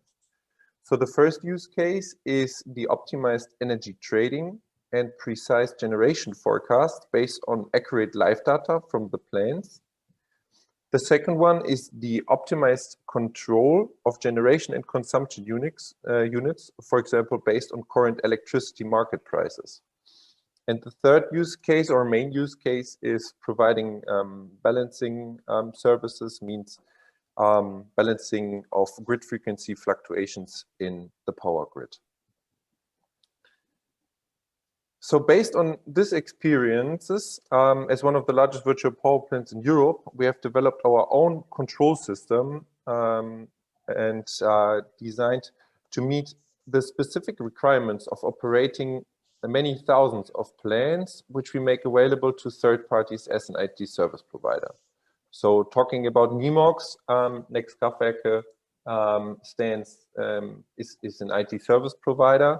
And our core business here in Germany and in 7 other European countries is being operating a virtual power plant by our own.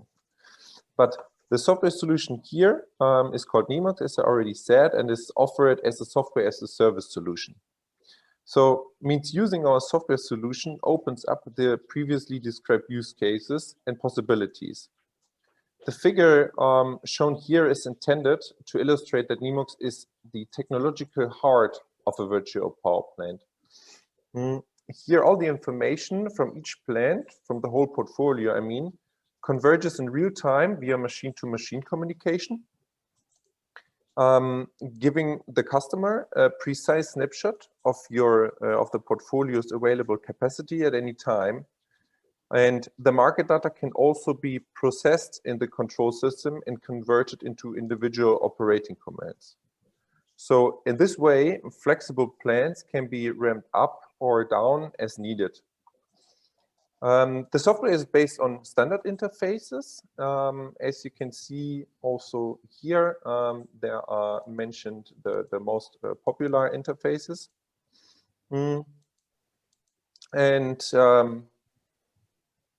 Is therefore, of course, scalable and open for all types of technologies.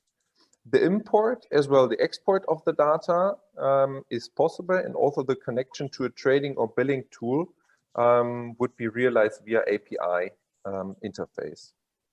And I would also like to mention here that optionally it is possible to obtain PV forecasts from Next Kraftwerke, and we also provide a customer portal solution for the operator of a virtual power plant. So due to this modular structure, the application area can be easily adapted to a potential customer and his needs. But let's go one step further. I said I will also show you 2 examples, and this one here is about increasing revenues with flexibility. So this example involves a large-scale battery storage system coupled to a wind farm. So that means that the wind farm can continuously provide electricity even when there is no wind, because the battery gets charged when it's windy, of course. With regard to the European electricity market design, the electricity produced can be sold or traded on the stock exchange on the one hand. And on the other hand, the battery represents flexibility, of course, which in this case is used to provide additional revenue through balancing services. even if the Israeli electricity market design is not comparable at this point in time, this example nevertheless offers new ways of thinking. So relative to one or better to many small cities, a similar scenario could help to optimize electricity consumption, for example, provided that the costs saved in the long term are higher than the financial outlay of such a project. Of course, the use of a virtual power plant could be economically available. But in the end, the possibilities of earning money with such a similar project are dependent on the local market regulations. Of course, otherwise it is difficult to become economic. And the second example I would like to show you is with a similar principle, but here it is about from wind and sun to hydrogen. So here an interplay of different technologies takes place, with the production of artificial hydrogen being particularly noteworthy. So the electricity produced from wind and photovoltaic is used by the local municipality for everyday operations. Since the average electricity consumption of the small town, for example, is at certain times lower than the electricity produced by the renewables, this surplus of green electricity is used to operate an electrolyzer. This electrolyzer produces artificial hydrogen and stores it in a tank next to it. And in addition to that, the local natural gas network can also be enriched with artificial hydrogen up to a certain percentage, of course. As the electrolyzer consumes electricity to produce hydrogen, it can also help to balance out fluctuations in the power grid, similar to the first example. And together with the local municipal utility, in this example, Next Kraftwerke's technology, so NEMOX, helps to make efficient use of green local electricity, thereby reducing costs and generating additional revenue. But I also have to mention, unfortunately, until today, even this project with the electrolyzer that is realized together with Greenpeace Energy is only economic because its end users pay a bit more money to use this green hydrogen. This means that even in 2021, certain technologies and certain projects are difficult to realize, even when the market regulations are quite forward-looking, so to say. So therefore, the government plays an important role in supporting sustainable developments of the energy market, of course. So this was it from my side. I know it was a lot of information in a short time, but I hope that I have been able to give you a rough overview in the short time available. And of course, these two projects are much more complex. Therefore, I would be happy to have further discussions in depth regarding them or potential approaches in the Israeli market. So thank you very much. And please feel free to contact me now or after the conference. Thank you very much. Thanks, Felix. You're welcome. Okay, Any questions here?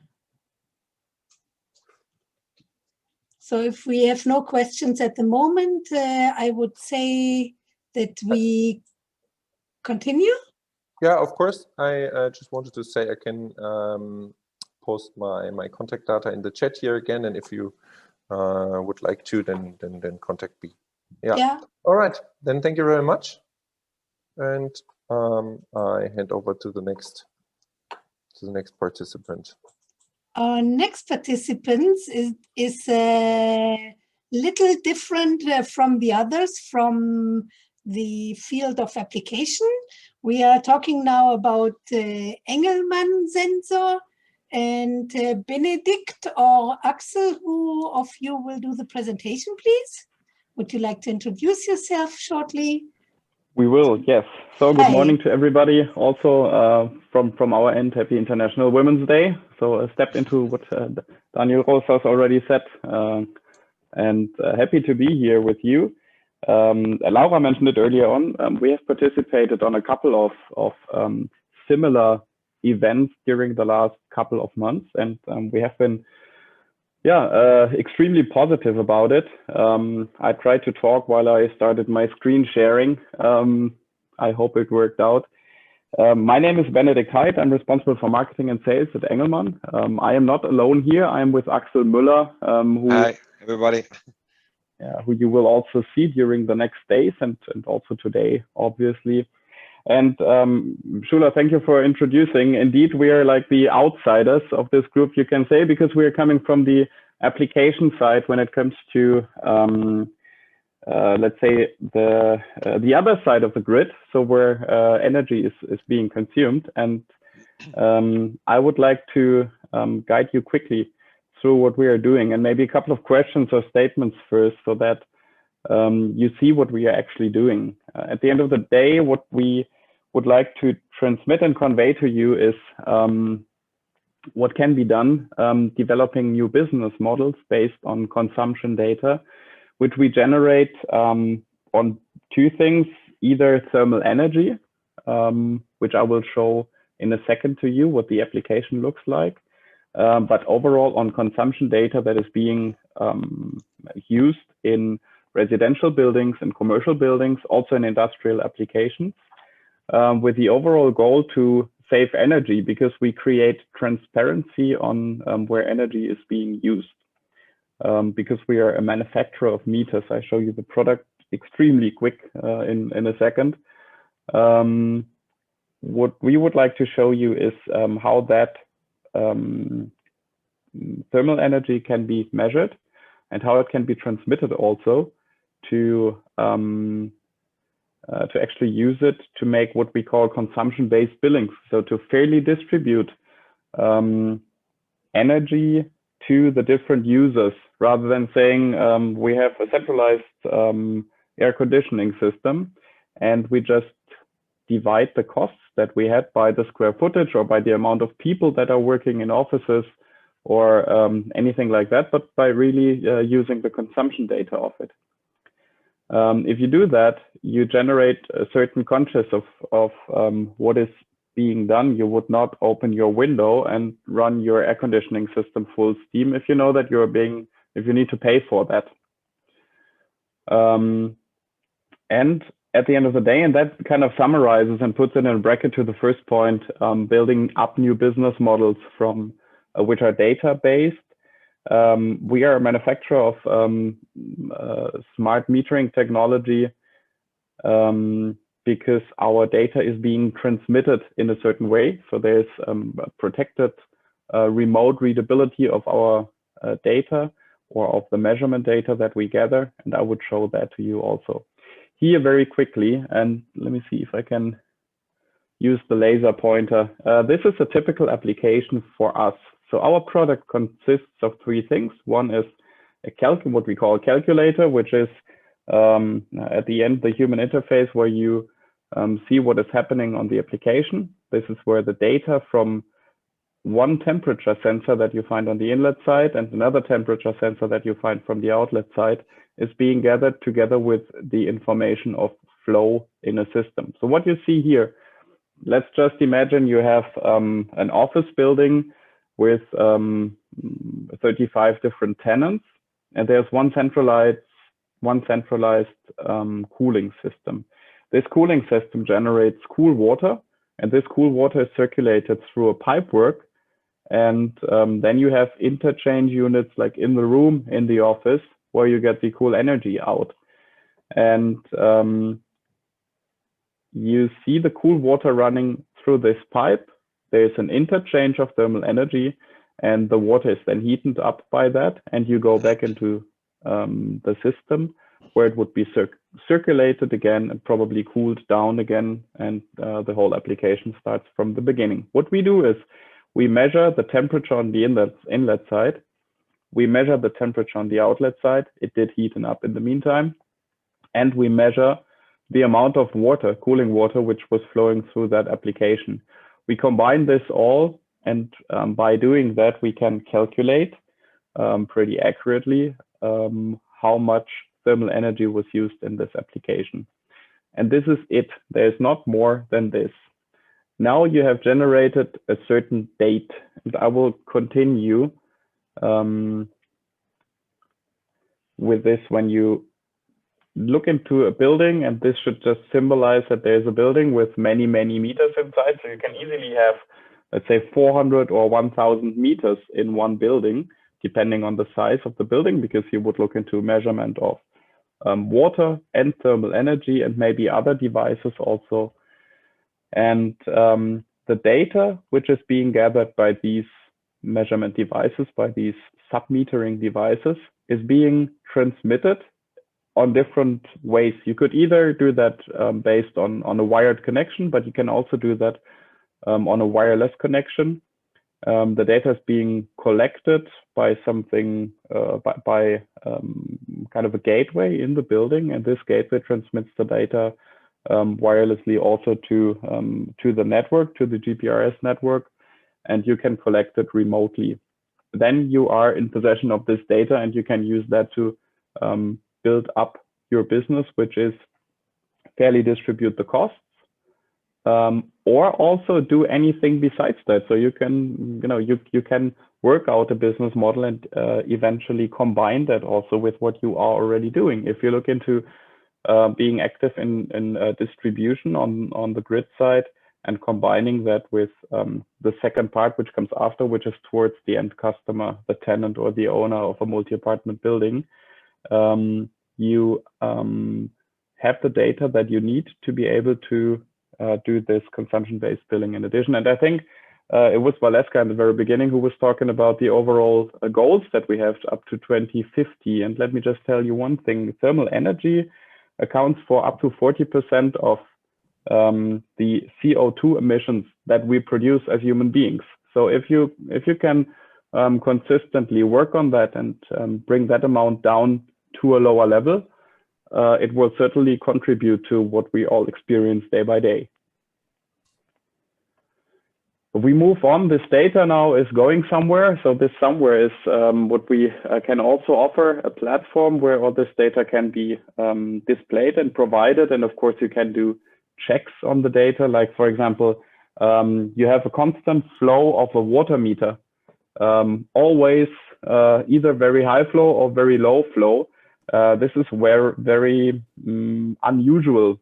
So somebody forgot to close the tap, for example, but probably not. So you might have a leakage in a building, and this could be indicated here. So you can really use this data to also look into preventive maintenance opportunities. This is how our platform for that looks like. We have two of those.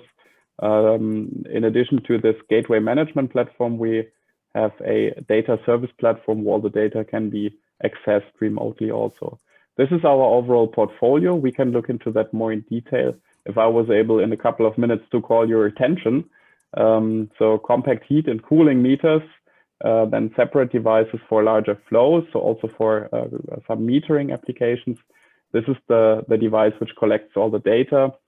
Water meters, heat cost allocators, maybe not that important for Israel, but just super quickly on our map. We are around 200 people. We are based in Wiesloch, south of Heidelberg, very nice area and sunny right now.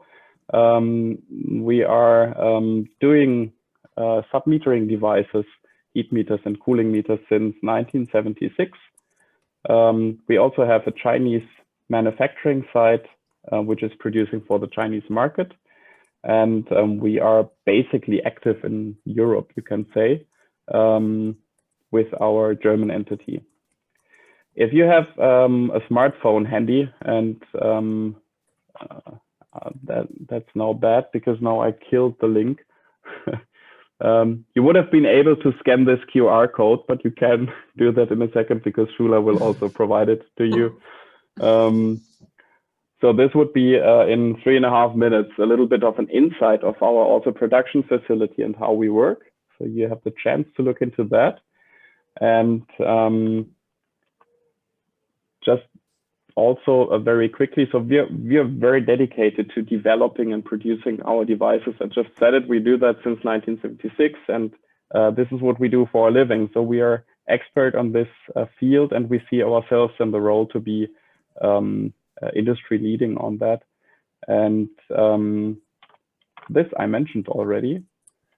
And I'm happy to take your questions. Axel and myself are happy to take your questions.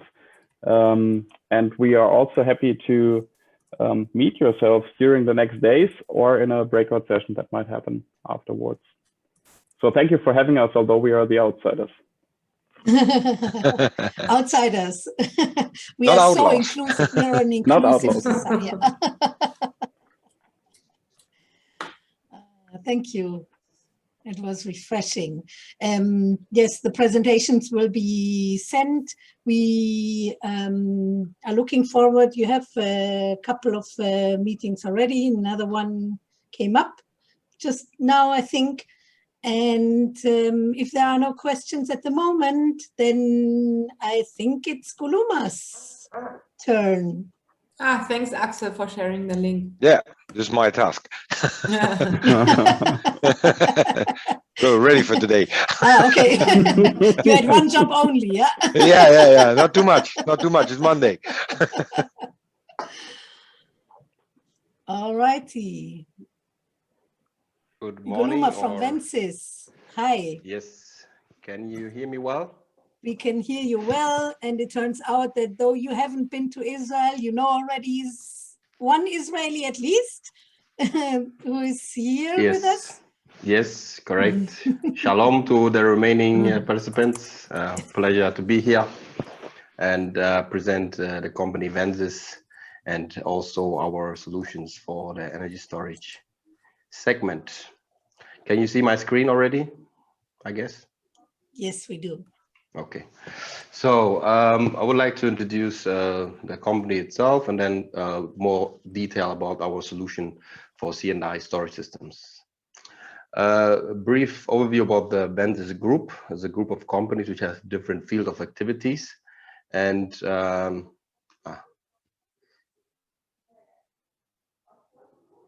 the first and most important field of activity is the license business, and the license business for wind turbines, specifically direct drive wind turbines. And we have big license takers like, for example, Goldwind, which is the biggest wind turbine manufacturer in the world.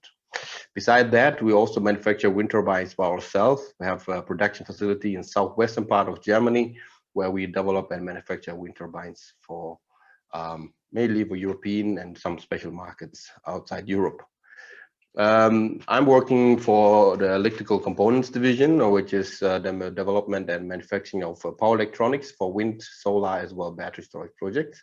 And last but not least, we're also active in the group is also active in the wind farm development. This is just a rough overview about the installed base of the Vensis direct drive technology. And like as of last year, we have reached 56 gigawatts of installed base, which is, so to say, makes us a leader in the wind turbine technology. These are different locations. We have the headquarters, as I've mentioned, in the southwestern part of Germany, where the board as well, the management and the production is based. Just behind this building is this production facility. And I'm working from the electrical components division, as I mentioned, which is the northern part, so it's close to Bremen, city of Bremen, which is, so to say, everything which is attached to electrotechniques is manufactured there. We also have a subsidiary in Spain for the blade manufacturing. We have bought the company E-Blades, which is now 100% owned by Vensis.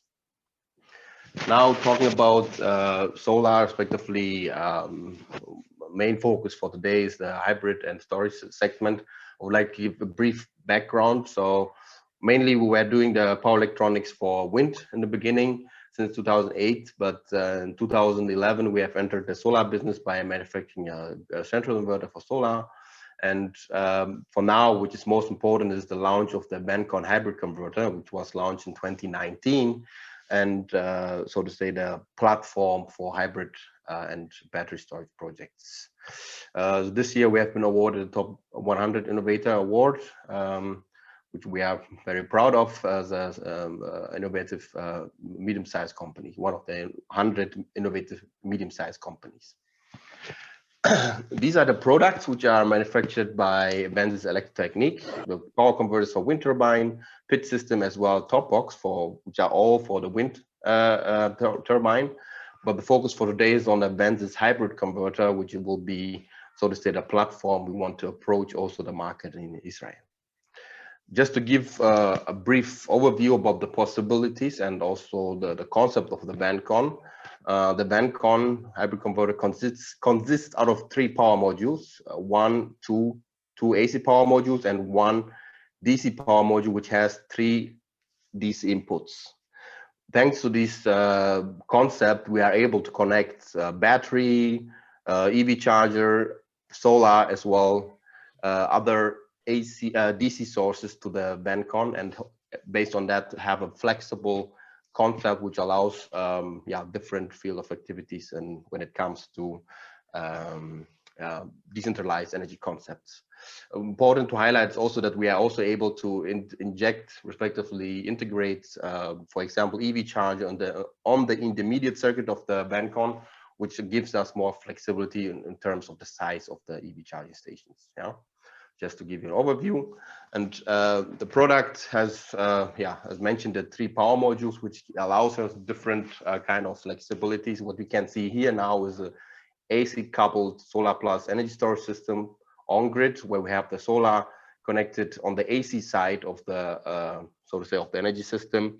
And on the DC side, we are able to connect, for example, 2 different battery technologies, which is also sometimes a need if you want to combine high power or high C-rate batteries with low C-rate batteries because of their techno-economic advantages, and also the EV charging, as I've mentioned earlier. So we are able to directly communicate with the EV charger, and based on that, flexibilize the usage of solar and also the so-called buffer storage. I think the lady from BVES mentioned the term buffer storage for e-mobility, because at the end, there's not a need, a lack of energy. We have learned it's a lack of power, and this lack of power can be compensated with energy storage, and that so-called multiple DC source BandCon allows to achieve that in a smart and economic way. This is for on-grid application. What we can see here, beside that, and AC coupled. So we also are able to DC coupling, as mentioned earlier. So we would just inject the PV on the DC side of the solar system and increase, so to say, the efficiency of the system. This is still on grid, but I think some parts or not in Israel, but some parts where Israeli companies are active, off-grid, respectively microgrid systems will be relevant. And this can be achieved through BandCon again by combining so the AC sources in a manner that you use one of the AC inputs of the BandCon as the input for grid as well, DG, diesel generator, and conduct a so-called double conversion and supply the load with UPS function. Because in some countries, uninterrupted power supply is key, respectively very important, and with our double conversion options, we are able to offer UPS function, respectively 0 millisecond switching time between grid and off-grid setup. We're talking about smart grids, so where we see the BandCon in different positions of a smart grid. I don't need to explain all the different points here, but technically we are a major pillar of the smart grid, and we are happy to support also the smart grid activities in Israel. And thanks for your attention, and look forward for the meetings. I have a couple of them, and look forward for your questions if you have any now. Thanks, Galuma. Any questions from the audience? Yes. Galuma, we know ourselves and we know where we want this system to work. What is the minimum capacity? 50 kVA. 50 kVA? Yes. Okay, send me all the information on my email. You know my email. Sure. I will. Please. Yeah.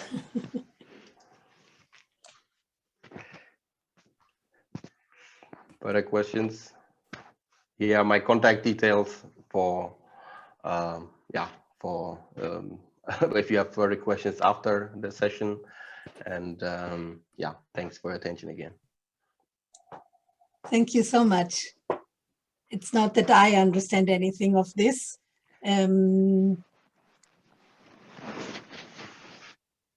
Are you going out of your presentation, please? Yes, yes. And we are quite good in time. I'm really proud of you. Really proud of you guys. Really good. That's not an easy task to accomplish. We have another one now, Niall from Global Solar Systems. What is the solar funnel? Hold on just a moment. I'll just pull up a presentation. Okay. I think that's the best way to explain it. Hang on just a moment. We have a lot of off-grid here, though Israel is not such an off-grid country. In a way it is. Okay, can you see the presentation? Yes, we do. Yes. Okay. I'm just trying to pull it on full screen here. Okay, now it's on full screen. This is what you did. Okay, first of all, thank you very much to you both and for inviting us here today. And I'm glad we're actually in time because I was looking at the clock and I was thinking, oh my goodness. Anyway, we're actually Global Solar Systems. We're still quite a new company based in Cologne, and I'm responsible for all international business. What we have done, the reason I'm here today is basically to introduce our flagship product, which is what we call the Solar Trichter. This was named by our CEO, Mr. Meyer, which translates as a solar funnel. It's basically what it is a solar tracker. Obviously, you can see that with an original design in the center, pyramid form, which is made of 4 obviously triangular solar panels. And the idea of this is obviously to guarantee maximum yield, also in diffused light in overcast conditions.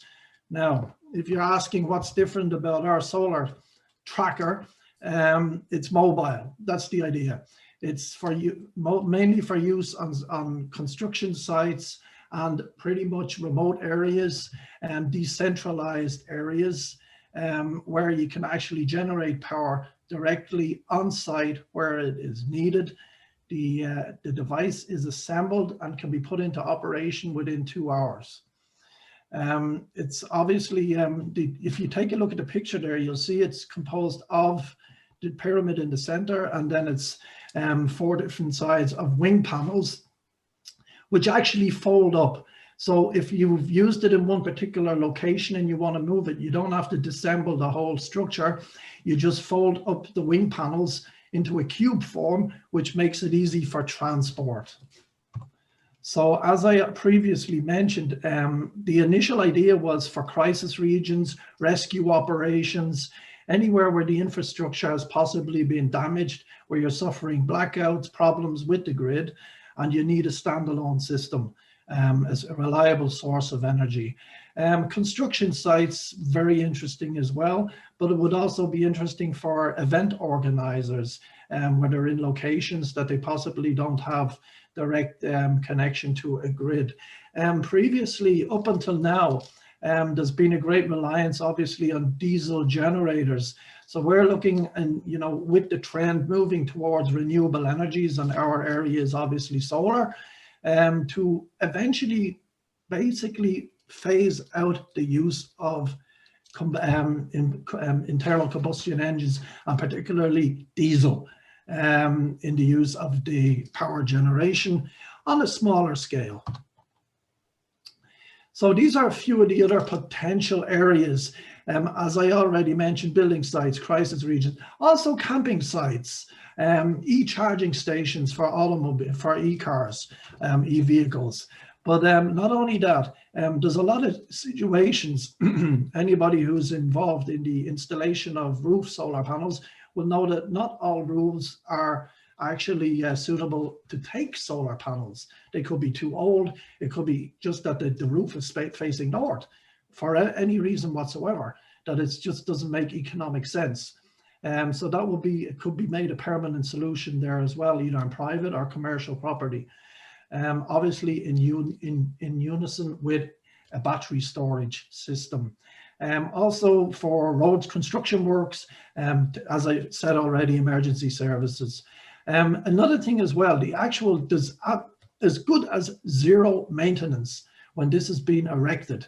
So this is something that, and obviously like where you have a problem over time with diesel generators, they obviously need a supply of diesel, which this is obviously then eradicates that problem entirely.